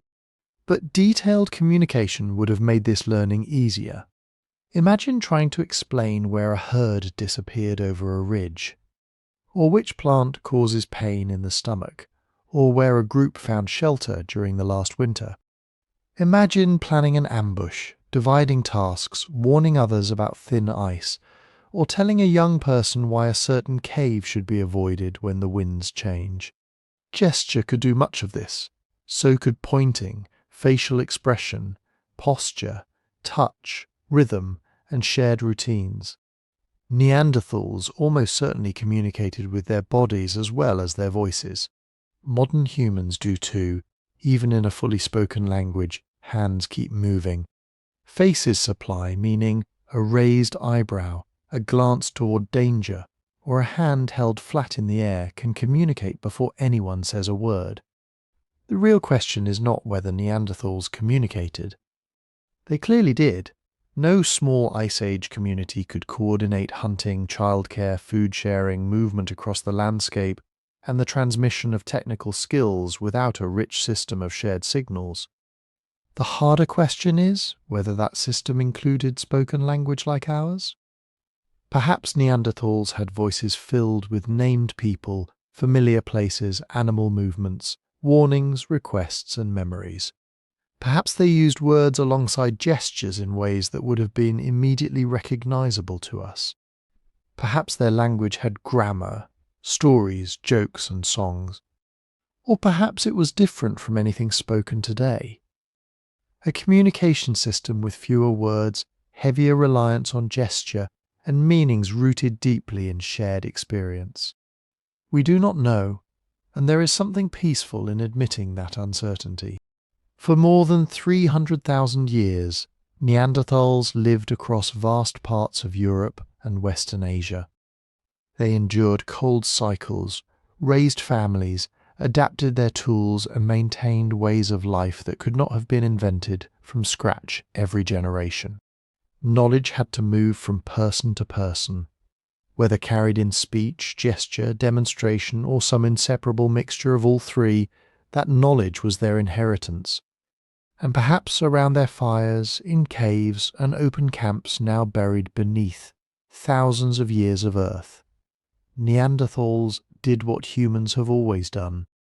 They told one another what mattered, and if they told one another what mattered, then perhaps they also found ways to make meaning visible, not only in words or gestures, or the repeated movements of daily life, but in colour, in objects chosen and altered, in things that had no obvious use as food, shelter, or tools. This is where the old picture of Neanderthals becomes especially difficult to maintain. For generations, many people assumed that symbolism belonged almost entirely to later Homo sapiens. We were supposed to be the species that painted, decorated, collected beautiful things, and turned ordinary materials into signs of identity, memory, or belief. Neanderthals, in that story, simply survived. But the archaeological record has become more complicated. Take pigments.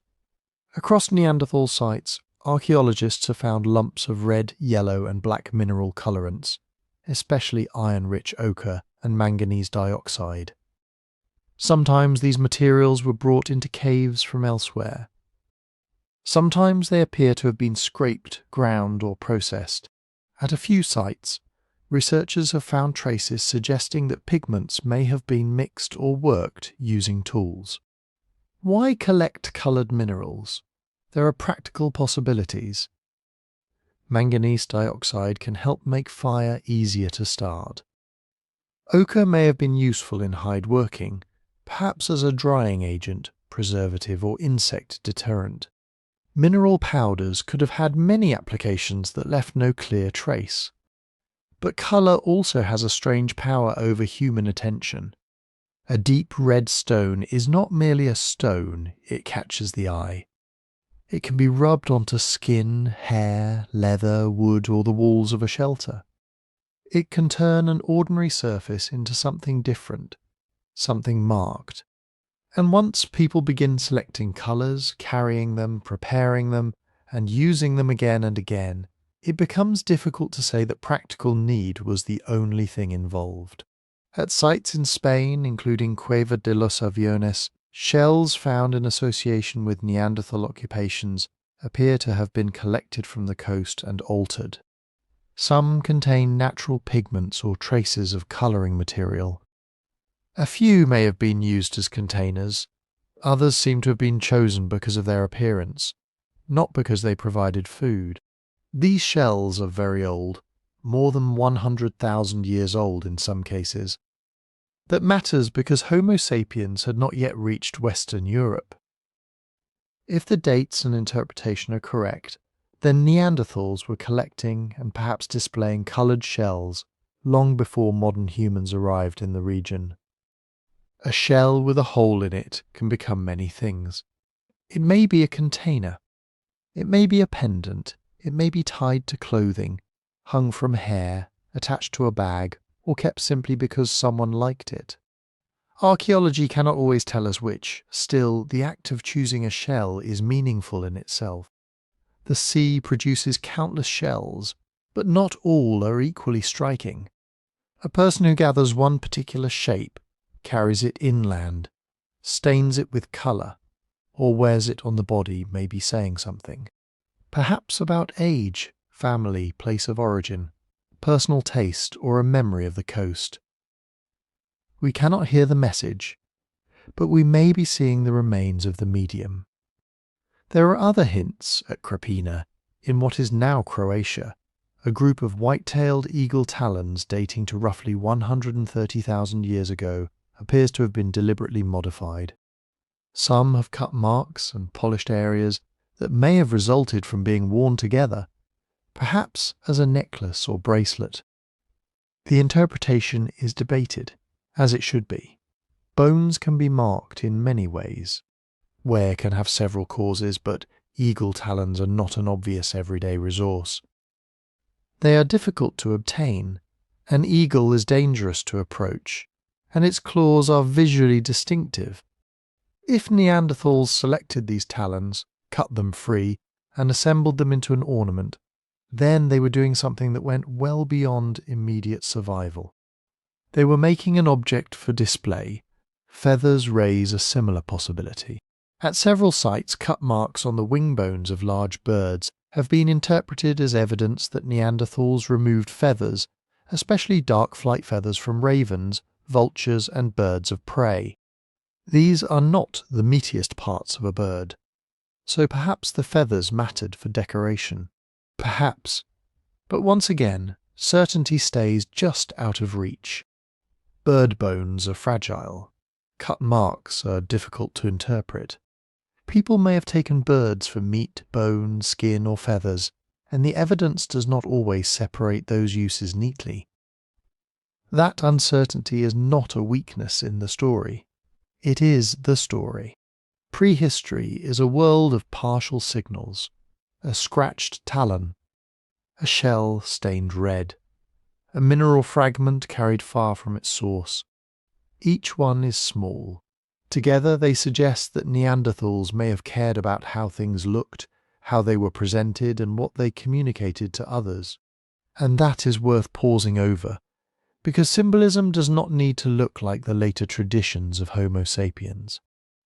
We are familiar with the spectacular art of the Upper Paleolithic: painted horses, lions, hand stencils, carved figures, carefully made beads.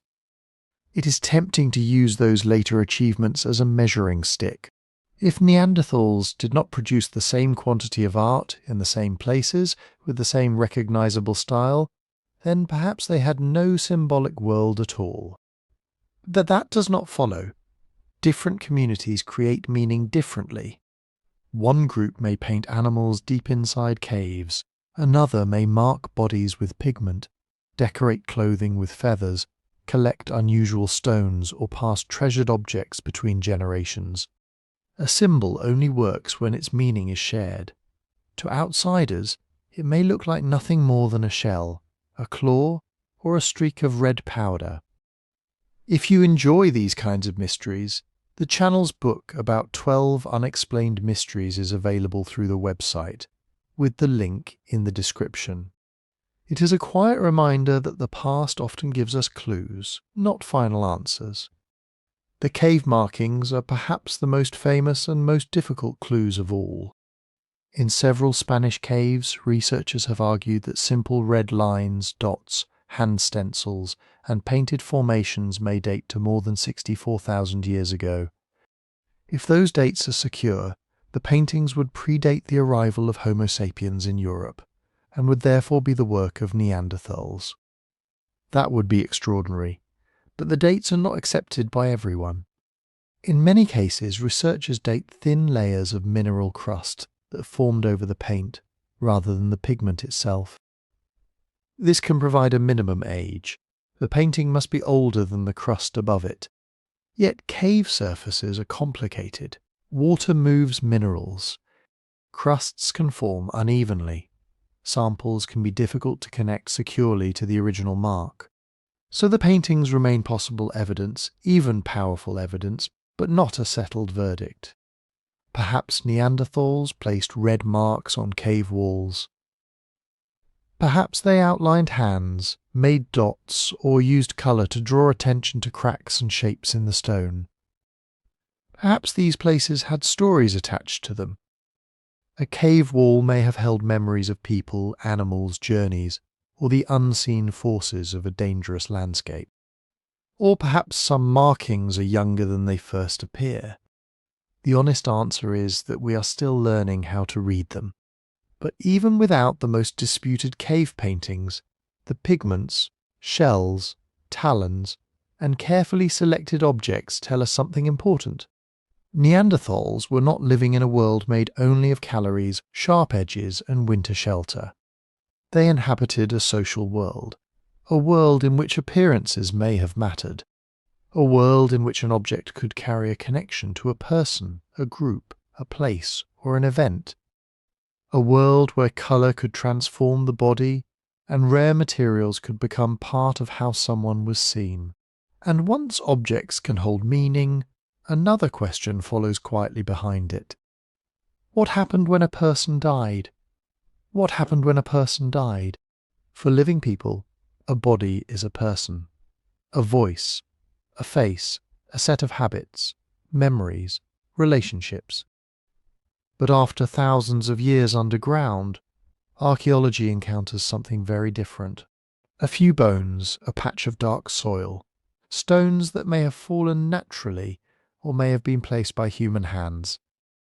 And from these fragile remains, we try to ask one of the largest questions possible. Did Neanderthals bury their dead? For more than a century, the answer seemed obvious. Yes, then it seemed much less obvious. And today, the most honest answer is that some cases look genuinely persuasive, while others remain difficult to separate from the ordinary processes of caves, sediment, weather, animals, and time. One of the famous early discoveries came from La Chapelle-aux-Saints in France, where a nearly complete Neanderthal skeleton was uncovered in 1908. The man had lived into old age by Ice Age standards. He had severe arthritis, damaged joints, and had lost many of his teeth long before death. Yet he survived for years. Someone must have helped him eat, move, and endure. His body was found in a shallow depression in the cave floor. The excavators believed it had been deliberately buried. That claim became enormously important. Here, it seemed, was a Neanderthal grave. But early excavations were not conducted with the methods archaeologists use today. Notes could be incomplete. Sediment layers were harder to distinguish. The exact shape of the supposed pit was debated. Later researchers returned to the site and argued over whether the depression had been dug by Neanderthals, shaped by natural erosion, or altered by the excavation itself. The old man is real. His long life, despite disability, is real. But the certainty of his burial is not. La Ferracie, another French site, produced an even more haunting collection of Neanderthal remains. Several adults and children were found there, including infants. Some appeared to lie in positions that suggested deliberate placement. In one case, a child's skeleton was associated with what may have been a small pit. For many archaeologists, the pattern is hard to dismiss. Multiple bodies found in positions and locations that do not look entirely random may point to repeated attention to the dead. But again, caves are deceptive places. Bodies can become covered quickly by sediments washed in during storms. A corpse lying in a low hollow can appear to have been placed in a grave. Rockfall can create borders around a skeleton that look almost like a structure. Burrowing animals can move bones and objects. Carnivores can disturb a body, carry away parts, or leave it partly exposed. Even the slow settling of earth can change the posture of bones over tens of thousands of years. A natural hollow is not necessarily a grave. A body covered by sediment is not necessarily a burial. and stones near a skeleton are not automatically a marker, an offering or a ritual arrangement. This matters because the idea of Neanderthal burial has often carried much more weight than the evidence can bear. If they buried their dead, some people argued, they must have believed in an afterlife. They must have had religion. They must have performed ceremonies like our own. But those are several leaps at once. Even deliberate burial would not tell us exactly what Neanderthals believed. People may bury a body for practical reasons, to protect it from scavengers, reduce smells, keep a living space clean, or prevent the distress of seeing someone they knew left exposed. They may also do it from grief, affection, fear, habit, or a sense that the dead deserve care. All of those motives are possible. None can be read directly from the soil. The most famous controversy surrounds Shanidar Cave in northern Iraq. There, archaeologists discovered the remains of several Neanderthal individuals. One adult male, known as Shanidar I, had survived astonishing injuries. He had lost the lower part of one arm, suffered serious damage to his skull, and may have had trouble walking and seeing. Like the old man of La Chapelle, he seems to have depended on others. Another individual, Shanidar IV, became known around the world as the flower burial. When researchers examined soil samples near the skeleton, they found unusually high concentrations of pollen from flowering plants. The idea was irresistible. Perhaps mourners had laid flowers on the grave. Perhaps Neanderthals gathered bright blooms and placed them beside someone they had lost. It was a beautiful image, but later work offered a more ordinary explanation. Rodents living in the cave may have carried flowers and pollen into their burrows. Pollen can also move through soil and water in complicated ways. The flowers may have been part of a burial ritual, or they may have been the work of small animals long after the Neanderthal was gone. This does not make Shanidar unimportant, far from it. The cave still preserves strong evidence that Neanderthals repeatedly occupied the same place, cared for injured people, and in at least some cases may have placed bodies in particular parts of the cave. More recent excavation has found another Neanderthal, sometimes called Shanidar Zid, lying in a position that appears at least compatible with deliberate placement. Compatible is not the same as proven, but it is meaningful. At other sites, archaeologists have suggested possible grave goods, animal bones, stone tools, pigments, or unusual objects found near a body. Yet an object beside a skeleton may have been left there before death, dropped later by another visitor, washed in by sediment, or shifted from another layer. A stone tool is not automatically a gift to the dead. A piece of ochre is not automatically a sacred offering. The dead and the living often occupy the same caves. Over thousands of years, their traces become mixed together. Still, we should not swing too far in the other direction. Uncertainty does not mean that every apparent burial was an accident. At sites such as La Farasi, Shanidar, Kebara in Israel, and perhaps Teshiktash in Uzbekistan, there are cases where the position of the body, the relative completeness of the skeleton, and the surrounding sediments make deliberate handling plausible. Not certain in every case, not a window into a complete Neanderthal religion, but plausible, and that alone changes the old story. The old story said Neanderthals simply abandoned their dead where they fell, indifferent to loss, without ritual memory or concern. The evidence does not support such confidence. Perhaps when death came, some Neanderthal groups covered a body with earth. Perhaps they laid the person in a familiar sleeping place. Perhaps they returned to the same cave, generation after generation, and remembered who had once lived there. Perhaps there were gestures that left no trace at all. A hand resting on a shoulder, a tool placed nearby and later disturbed, a story spoken softly in a language we will never recover. Or perhaps some bodies were simply lost to the cave floor. The past does not give us a final answer. It gives us a quiet scene, a body in the earth, surrounded by the marks of a difficult life, and living people deciding what to do next. And while Neanderthals were making those decisions across Europe and Western Asia, another human population was moving closer. A population from Africa, Homo sapiens. Homo sapiens. Not arriving in an empty world, not stepping into a wilderness untouched by other people.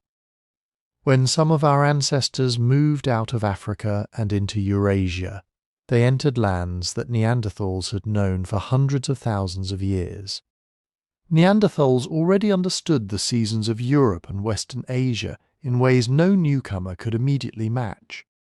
They knew which valleys held game in late autumn, which caves stayed dry in winter, where flint could be found, where wood could be gathered, where herds crossed rivers, and where a sudden storm could turn a journey into a disaster. This was their world, and Homo sapiens entered it slowly, unevenly, and more than once. The first movements out of Africa did not begin 60,000 years ago. Earlier groups of Homo sapiens had reached the eastern Mediterranean long before that. Fossils from caves in Israel show that modern humans were present in the region around 120,000 years ago, perhaps even earlier. But these early expansions seem to have been limited. Climate shifted. Deserts expanded.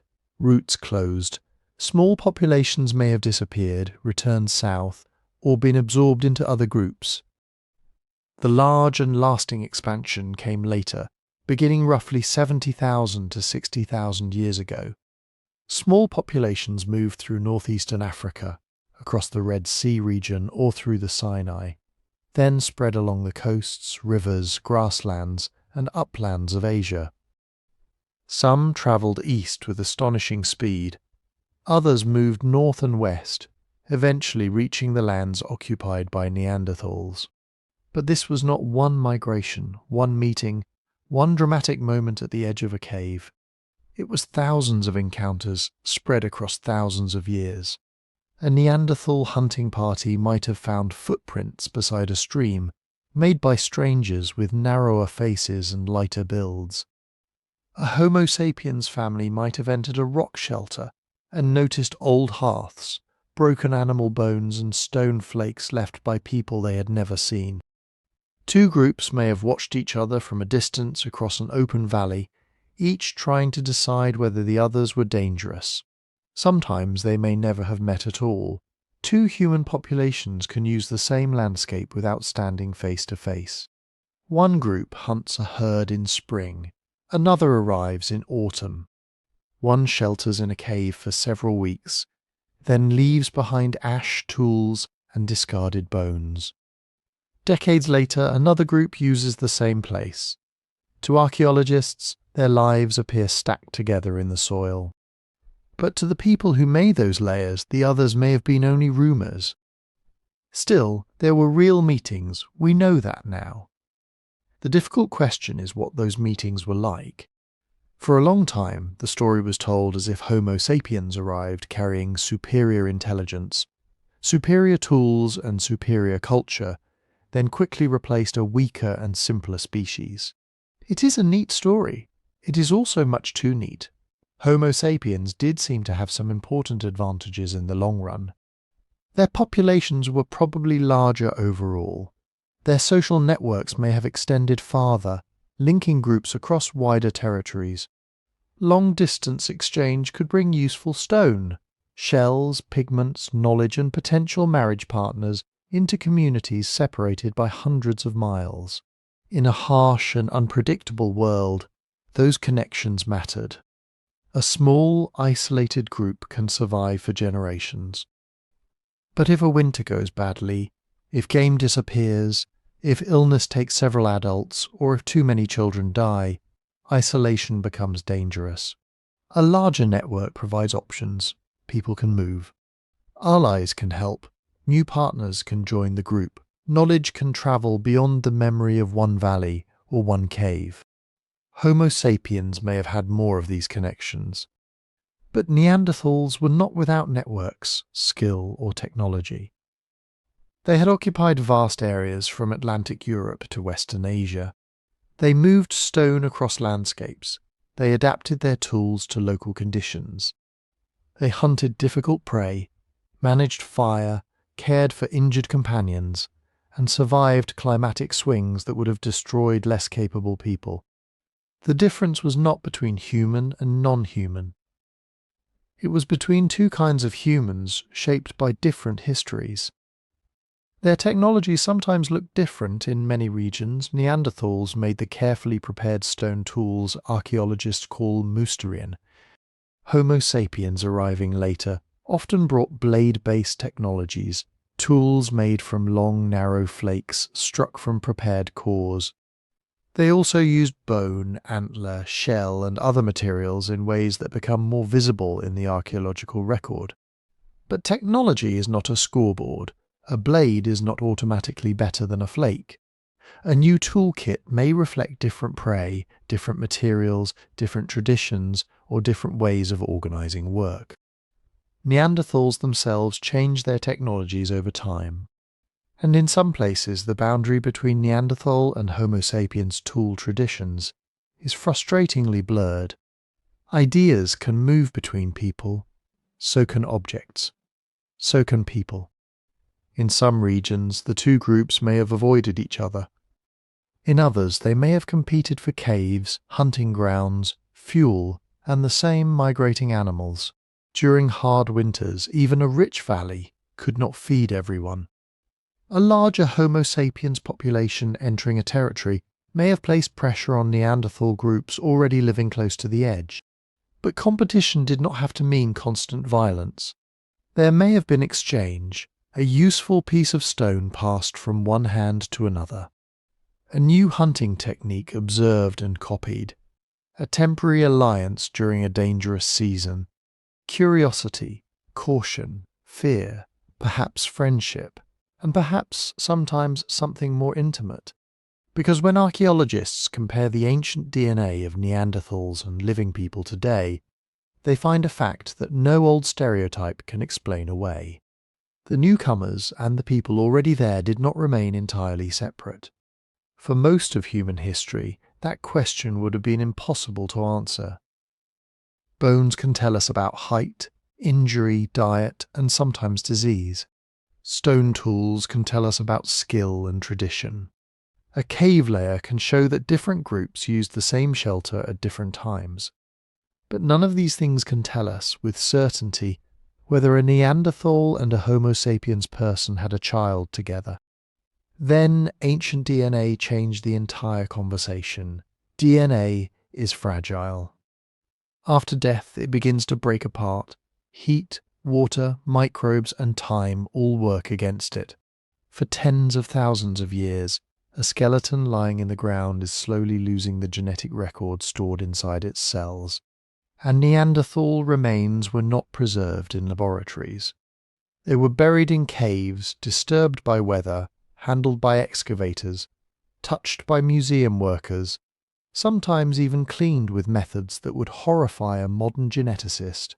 Recovering DNA from such remains sounded almost impossible. But in the late 20th century, scientists began finding tiny surviving fragments inside ancient bones and teeth. At first, they could recover only small pieces, usually from mitochondrial DNA, a form of genetic material passed down through the maternal line. Even that was extraordinary. For the first time, Neanderthals were no longer known only through skulls, tools, and the shape of their bones. They had left behind a molecular trace.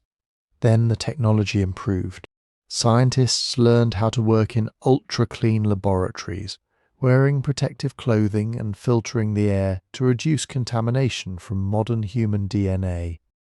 They developed methods for identifying the chemical damage that occurs in genuinely ancient genetic material. And they discovered that one small part of the skull, the dense bone around the inner ear called the petrous bone, could sometimes preserve remarkable amounts of DNA. Piece by piece, genome by genome, the Neanderthals began to speak. Not in words, not in stories, but in patterns of inherited variation carried across thousands of generations.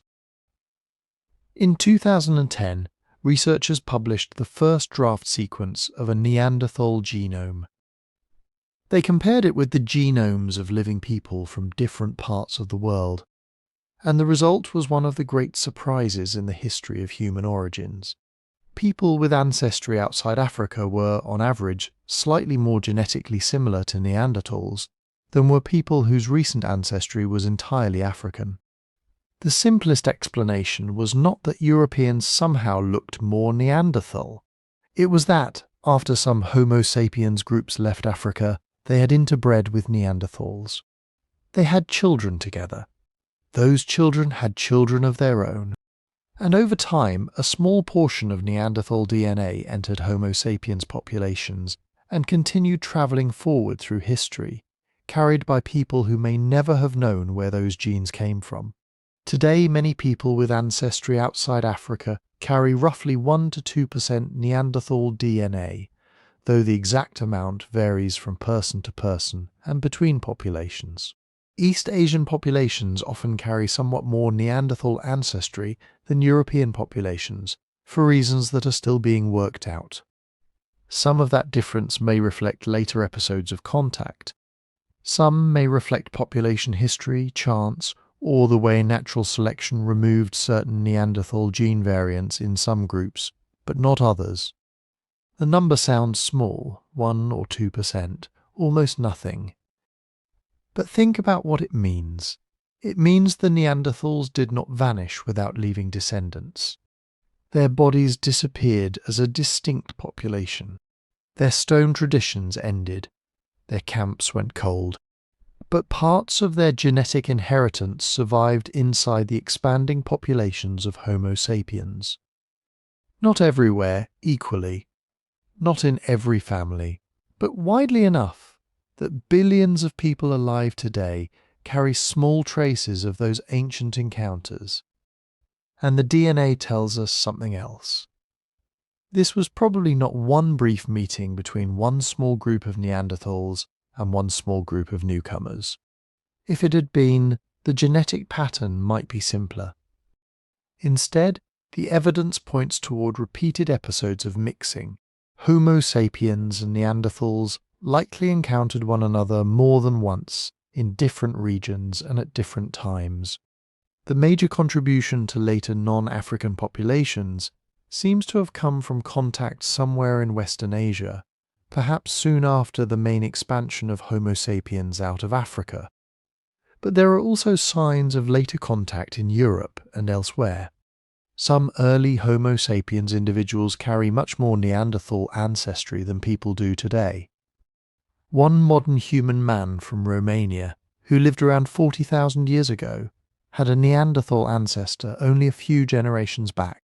Not a vague connection from deep prehistory, a close relative, perhaps a great-great-grandparent. That does not tell us what the relationship was like. And this is where we have to slow down. Genetics can reveal that people had children. It can estimate when populations mixed. It can show which pieces of DNA survived and which were gradually removed by natural selection. But it cannot tell us whether two people met in trust or fear. It cannot tell us whether an encounter involved partnership, exchange, adoption, coercion or violence. A genome has no memory of a conversation. It cannot preserve whether families welcomed outsiders, whether language stood between them, whether a child grew up among Neanderthals, Homo sapiens, or both. It cannot tell us what names people used for one another. It cannot tell us whether they saw themselves as different kinds of people at all. What it can tell us is simple and profound. The boundary between Neanderthal and Homo sapiens was real, shaped by hundreds of thousands of years of separate evolution. But it was never absolute. They were not strangers from separate worlds. They were close enough to meet, close enough to share landscapes, technologies, perhaps knowledge, and sometimes descendants. And those descendants carried more than a fragment of ancient history. Some of the genes inherited from Neanderthals would continue to matter long after the Neanderthals themselves were gone. And this is where the story becomes unexpectedly personal. That small inheritance, usually 1 or 2% of a person's genome, is not sitting in the body like a museum exhibit. It is not a neat package labelled Neanderthal, it is scattered, tiny fragments, broken up by tens of thousands of years of reproduction, recombination, and chance. Every generation shuffles DNA. A child receives a mixture from each parent. Then that child passes on another reshuffled mixture. Over roughly 2,000 generations since the last Neanderthals lived, the original stretches of Neanderthal DNA have been cut into smaller and smaller pieces. Most people who carry Neanderthal ancestry do not carry the same pieces. One person may have inherited a fragment connected to immune function. Another may carry a variant affecting skin biology. Someone else may have no inherited segment in those regions at all, but carry a different piece elsewhere. Put together across all living people, a surprisingly large portion of the Neanderthal genome may still survive somewhere in humanity. Not in one body, not in one population, but distributed across billions of descendants. And some of these surviving fragments still do things. The most obvious place to look is the immune system. When Homo sapiens moved out of Africa, they entered landscapes filled with unfamiliar diseases, parasites, bacteria, and viruses. Europe and Western Asia were not empty lands waiting to be claimed. They were ecosystems with long histories, and Neanderthals had been living in parts of them for hundreds of thousands of years. They had already faced the local pathogens, so when the two populations had children, some Neanderthal immune variants may have offered useful shortcuts.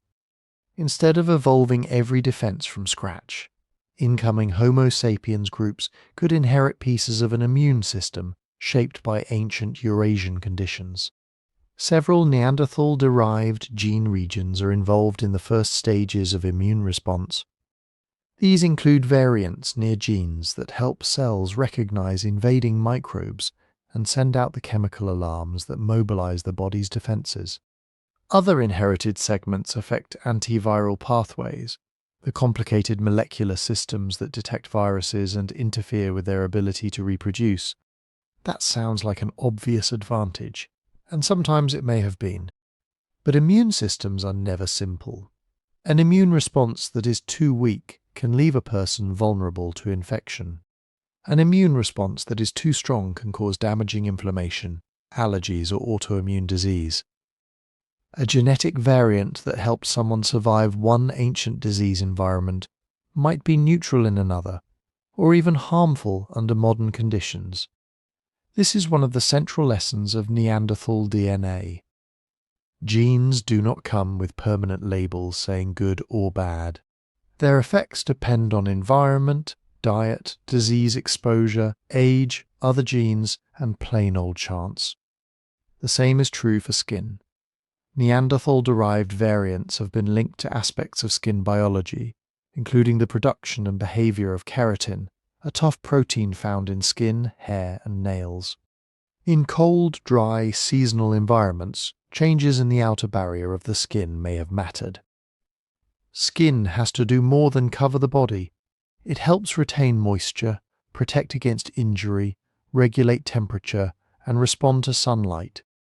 Some inherited variants are also associated with pigmentation-related traits and sensitivity to ultraviolet light. But it would be a mistake to imagine a single Neanderthal gene creating some recognizable modern appearance. Neanderthals themselves likely varied. Modern humans vary even more.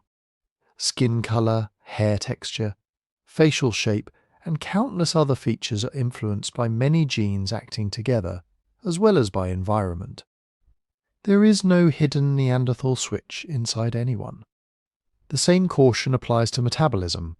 Researchers have found Neanderthal-derived DNA in regions associated with how the body handles fats, carbohydrates, and stored energy. This makes sense in a broad way. Ice Age Eurasia demanded flexibility.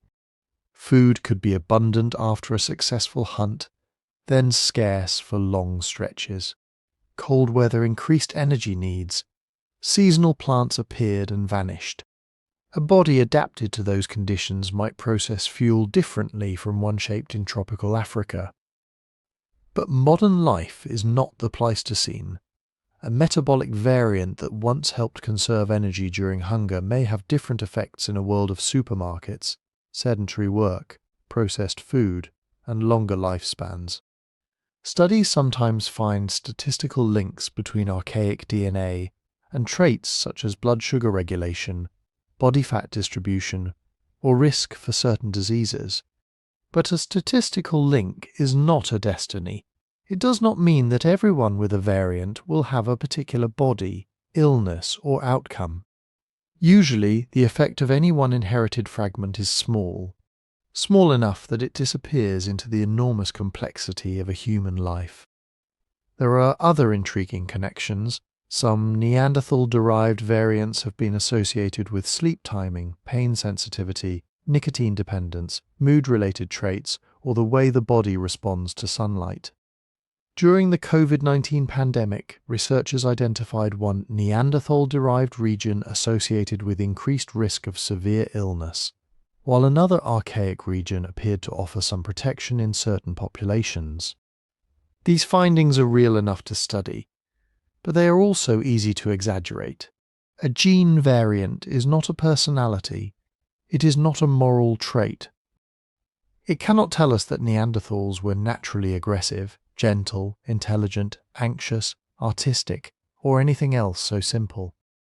Modern behavior emerges from thousands of genetic influences: childhood, culture, relationships, health, and circumstance. The desire to find ancient ancestors hiding inside modern personalities is understandable. But biology is rarely that neat. In fact, the genome also shows that much Neanderthal DNA did not survive. After interbreeding, natural selection gradually removed many inherited Neanderthal variants from Homo sapiens populations. The strongest depletion appears around some genes involved in reproduction and on the X chromosome. That pattern suggests that certain combinations of Neanderthal and Homo sapiens DNA may have reduced fertility, especially in male descendants, though the details remain under investigation. This is what happens when populations that have evolved separately for hundreds of thousands of years come back together. Most genes may work perfectly well, some may be useful, some may be harmless, but a few may not cooperate smoothly with the rest of the genome. Over time, those less successful variants become rarer.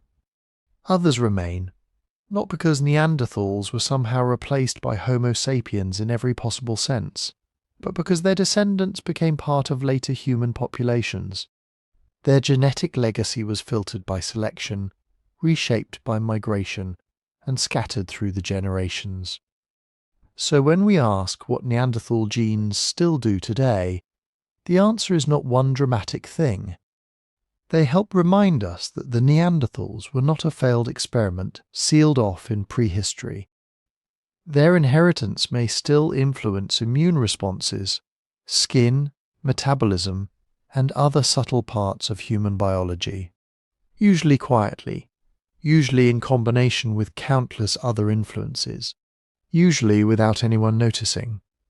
Their camps are gone. Their tools lie buried. Their faces survive only in bone and reconstruction. But in living cells, in small fragments passed from parent to child across immense spans of time, the Neanderthals are still here, which makes their disappearance even more mysterious. If they left descendants, if they shared genes with Homo sapiens, then what does it really mean to say that they vanished? The answer depends on what we mean by disappeared. If we mean when the last, clearly Neanderthal communities stopped making their own distinctive tools, living in their own long-established territories, and leaving fossils that look unmistakably Neanderthal, then the answer seems to be somewhere around 40,000 years ago.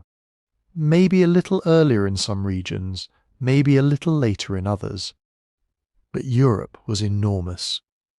Western Asia was enormous. Neanderthals did not vanish on one afternoon, or in one single disaster like the last scene of a movie. They faded region by region. In some places, Homo sapiens arrived, while Neanderthal populations were still present. For a time, the two groups may have occupied neighbouring valleys, hunted the same animals, used some of the same caves, and watched the same seasonal migrations pass across the plains. In other places, Neanderthals may already have been gone before modern humans reached them. The exact chronology is difficult because the dates come from fragments. A charcoal layer in a cave, a bone with enough collagen left for radiocarbon dating, a stone tool tradition found between older and younger sediments. Each date has uncertainty. Each site records only one tiny piece of a continental story. For years there were claims that Neanderthals survived in southern Iberia, perhaps near Gibraltar, until around 30,000 years ago. More recent dating has challenged many of those claims, suggesting that some supposed late sites may actually be older than first believed. There may still have been regional refuges, places where Neanderthal communities held on longer than elsewhere.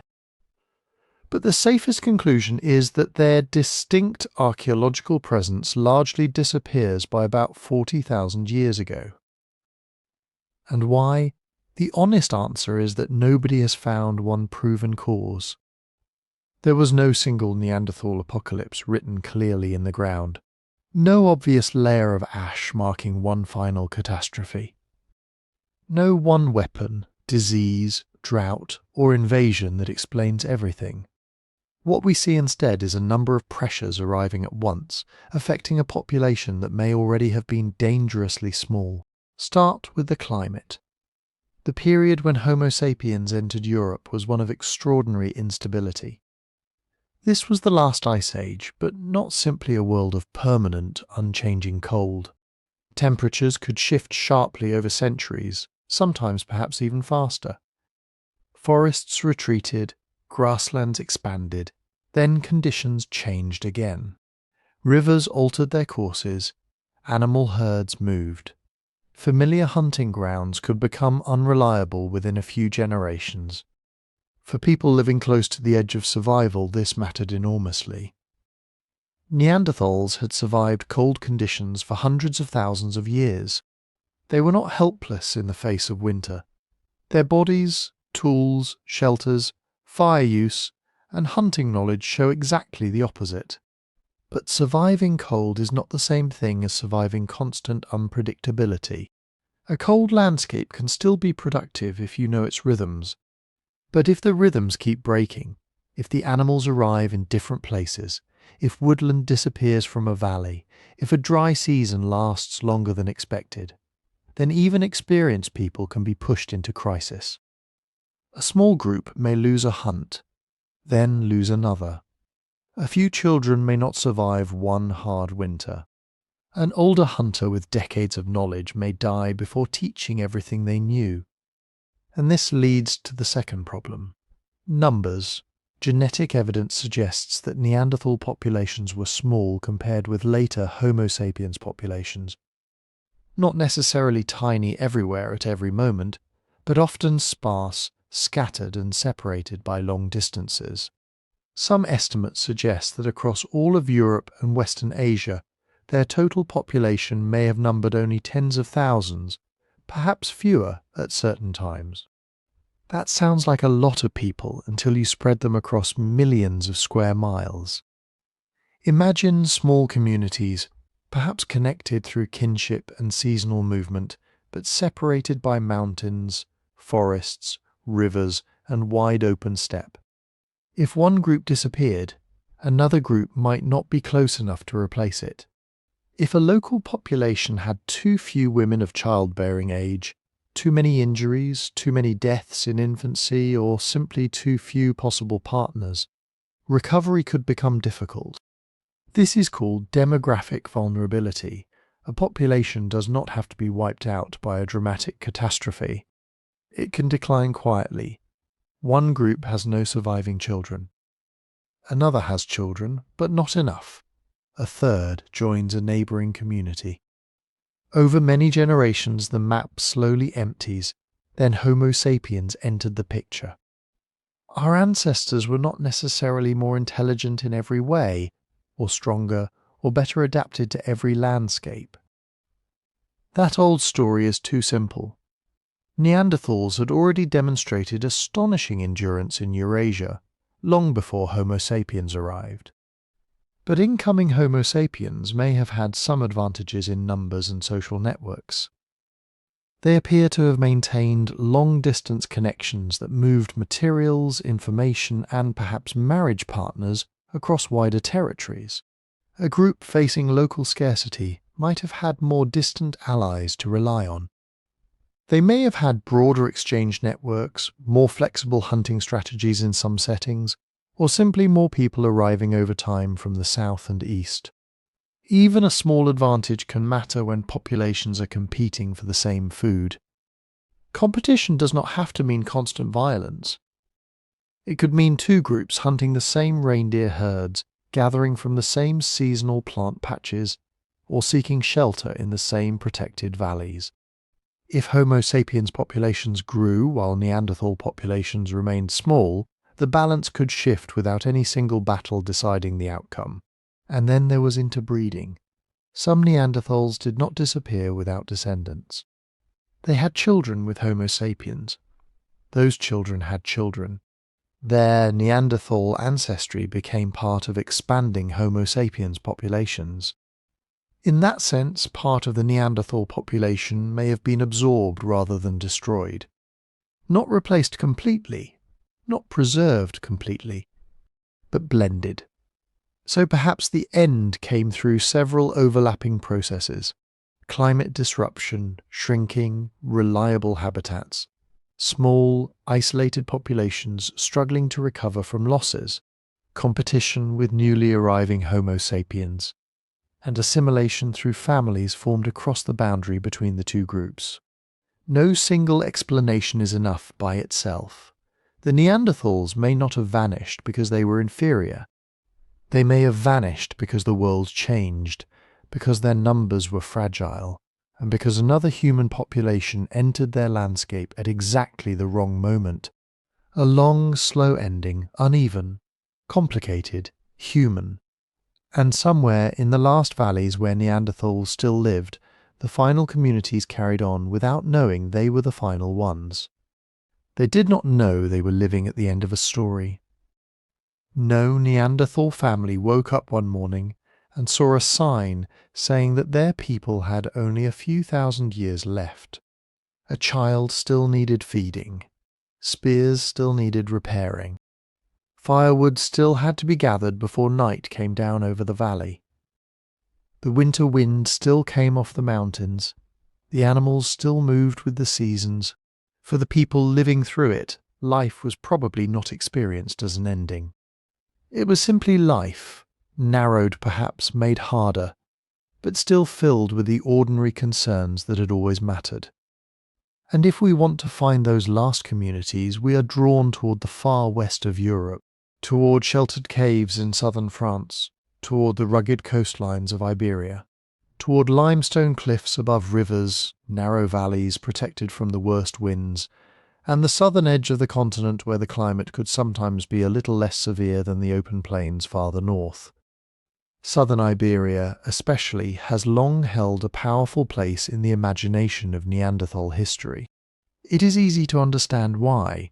At the southern tip of Spain, the Rock of Gibraltar rises above the meeting point of the Mediterranean and the Atlantic. Nearby caves contain traces of repeated human occupation over immense stretches of time.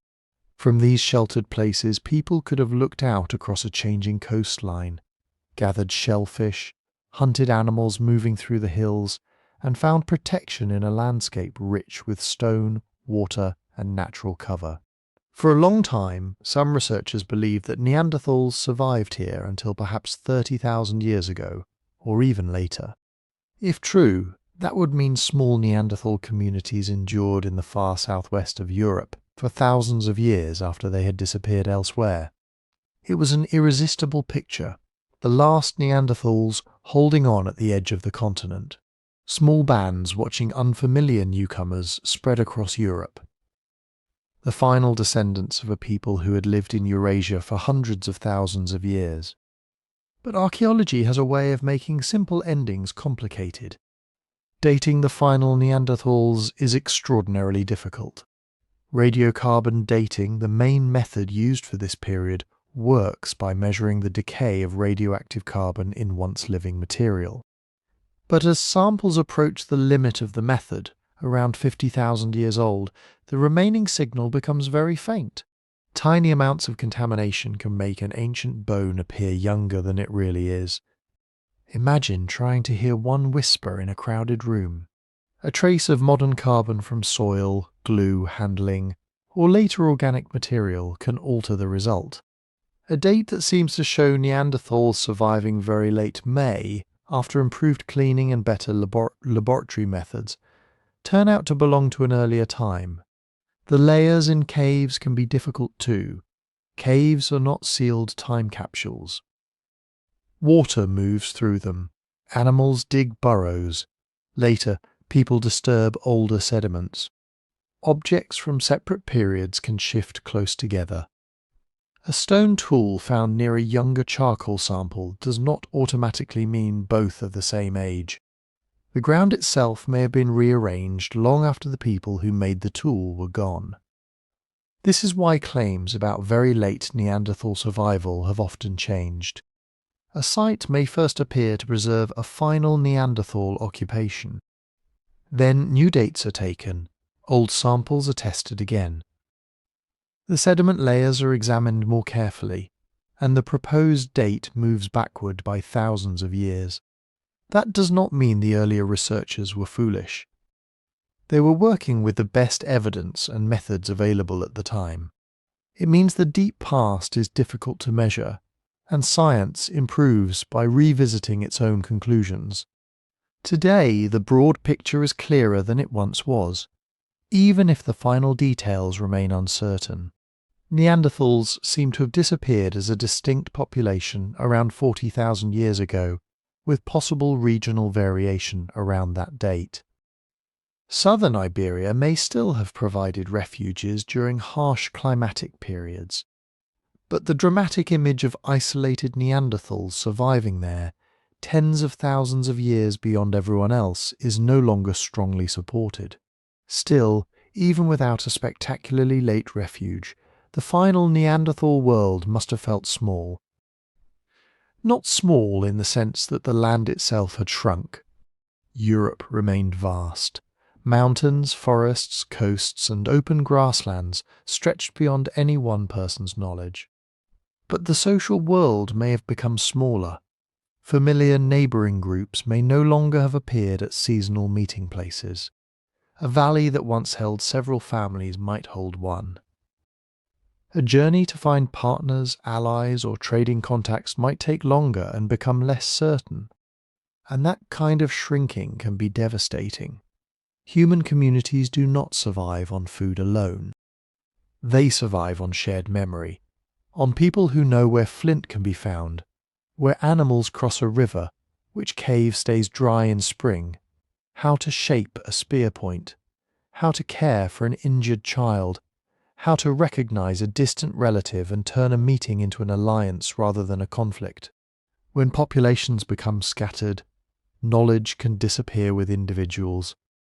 If one skilled toolmaker dies, perhaps nobody else knows the exact sequence of strikes needed to make a certain blade. If an older woman dies after a hard winter, a lifetime of knowledge about plants, weather, births, and family connections may vanish with her. Small communities can be remarkably resilient, but they are also vulnerable to absences. So picture those final groups not as tragic relics waiting passively for extinction, but as capable people doing what their ancestors had always done, adjusting, hunting, moving when conditions demanded it, caring for one another. Perhaps encountering Homo sapiens communities more often than before, perhaps sometimes avoiding them, sometimes exchanging with them, and sometimes forming families with them. Then, gradually, the distinct Neanderthal world faded from the archaeological record. Their characteristic bones no longer appear. Their long-established tool traditions stop. The caves are occupied by other people, or left empty for a time. The old pattern of life, sustained across ice ages and changing continents, comes to an end. But extinction did not mean erasure. Neanderthals left their marks in stone, in traces of fire, in the bones of animals they hunted, and in caves that still hold the quiet evidence of their lives. More intimately they remain in us. Their DNA survives in many living people. Their genes continue to influence bodies, immune systems, and responses to the environments our species entered long after they were gone. The last Neanderthals disappeared as a distinct people. But they did not disappear from human history. They became part of it. And that is perhaps the most important thing to remember when we return to the beginning. The old Neanderthal was a cartoon, a shambling brute in a cave, bent over, half animal, half human. Too dull to speak, too simple to imagine. A doomed evolutionary experiment waiting for smarter people to arrive and replace them. It was a powerful image, and for a long time it shaped the way people interpreted every heavy brow ridge, every thick bone, every stone tool found in a cold European cave. But the evidence no longer supports that picture. Neanderthals were not failed versions of us. They were not modern humans with something missing. They were a distinct human population, shaped by hundreds of thousands of years in Europe and Western Asia. Their bodies reflected that long history. Their broad chests, powerful limbs, and compact proportions were not signs of inferiority. They were adaptations to demanding landscapes, cold seasons, hard physical work, and a way of life that required extraordinary endurance. They knew their environments in detail. They knew where animals moved when the weather changed. They knew which stones could be turned into useful tools and where those stones could be found. They knew how to control fire, process food, prepare hides, build shelters, and survive winters that would test even well-equipped people today. They made tools with planning and skill. They selected materials. They used adhesives. They repaired and reused valuable objects. In some places they carried stone across considerable distances, suggesting that they moved through familiar territories or maintained connections beyond a single camp. They were hunters, certainly, but they were not simply charging at mammoths with crude spears. Their lives demanded judgment. A large animal could feed a group, but it could also injure or kill the hunter who approached too closely. Hunting required patience, cooperation, memory, and a willingness to take risks for the people waiting back at camp. And those people mattered. The bones of injured Neanderthals tell us that some individuals survived severe wounds, illnesses, and disabilities that would have made independent life difficult. No skeleton can tell us exactly what another person felt. Archaeology cannot recover a kind word, a shared joke, or the comfort of a hand placed on someone's shoulder. But survival after serious injury strongly suggests care. It suggests that food was shared, that vulnerable people were not always abandoned, and that a group could carry the burden when one member could not. That is not a small thing. It is one of the oldest human things there is. Still, it is important not to replace one simple story with another. We should not imagine Neanderthals as identical to us in every thought, custom, or feeling. They had their own long history. Their populations were often small and scattered. Their technologies changed in ways that do not always match the later traditions of Homo sapiens. Their social worlds may have been organized differently. Their minds were human, but Neanderthal humanity did not need to be a perfect mirror of our own to be real. And there are questions we may never fully answer. Did they speak in complex language, with names, stories, jokes and memories passed from grandparents to children. Their anatomy, genetics, and cooperative lives make sophisticated communication entirely plausible. But words do not fossilize. No ancient conversation waits in the ground for us to uncover it.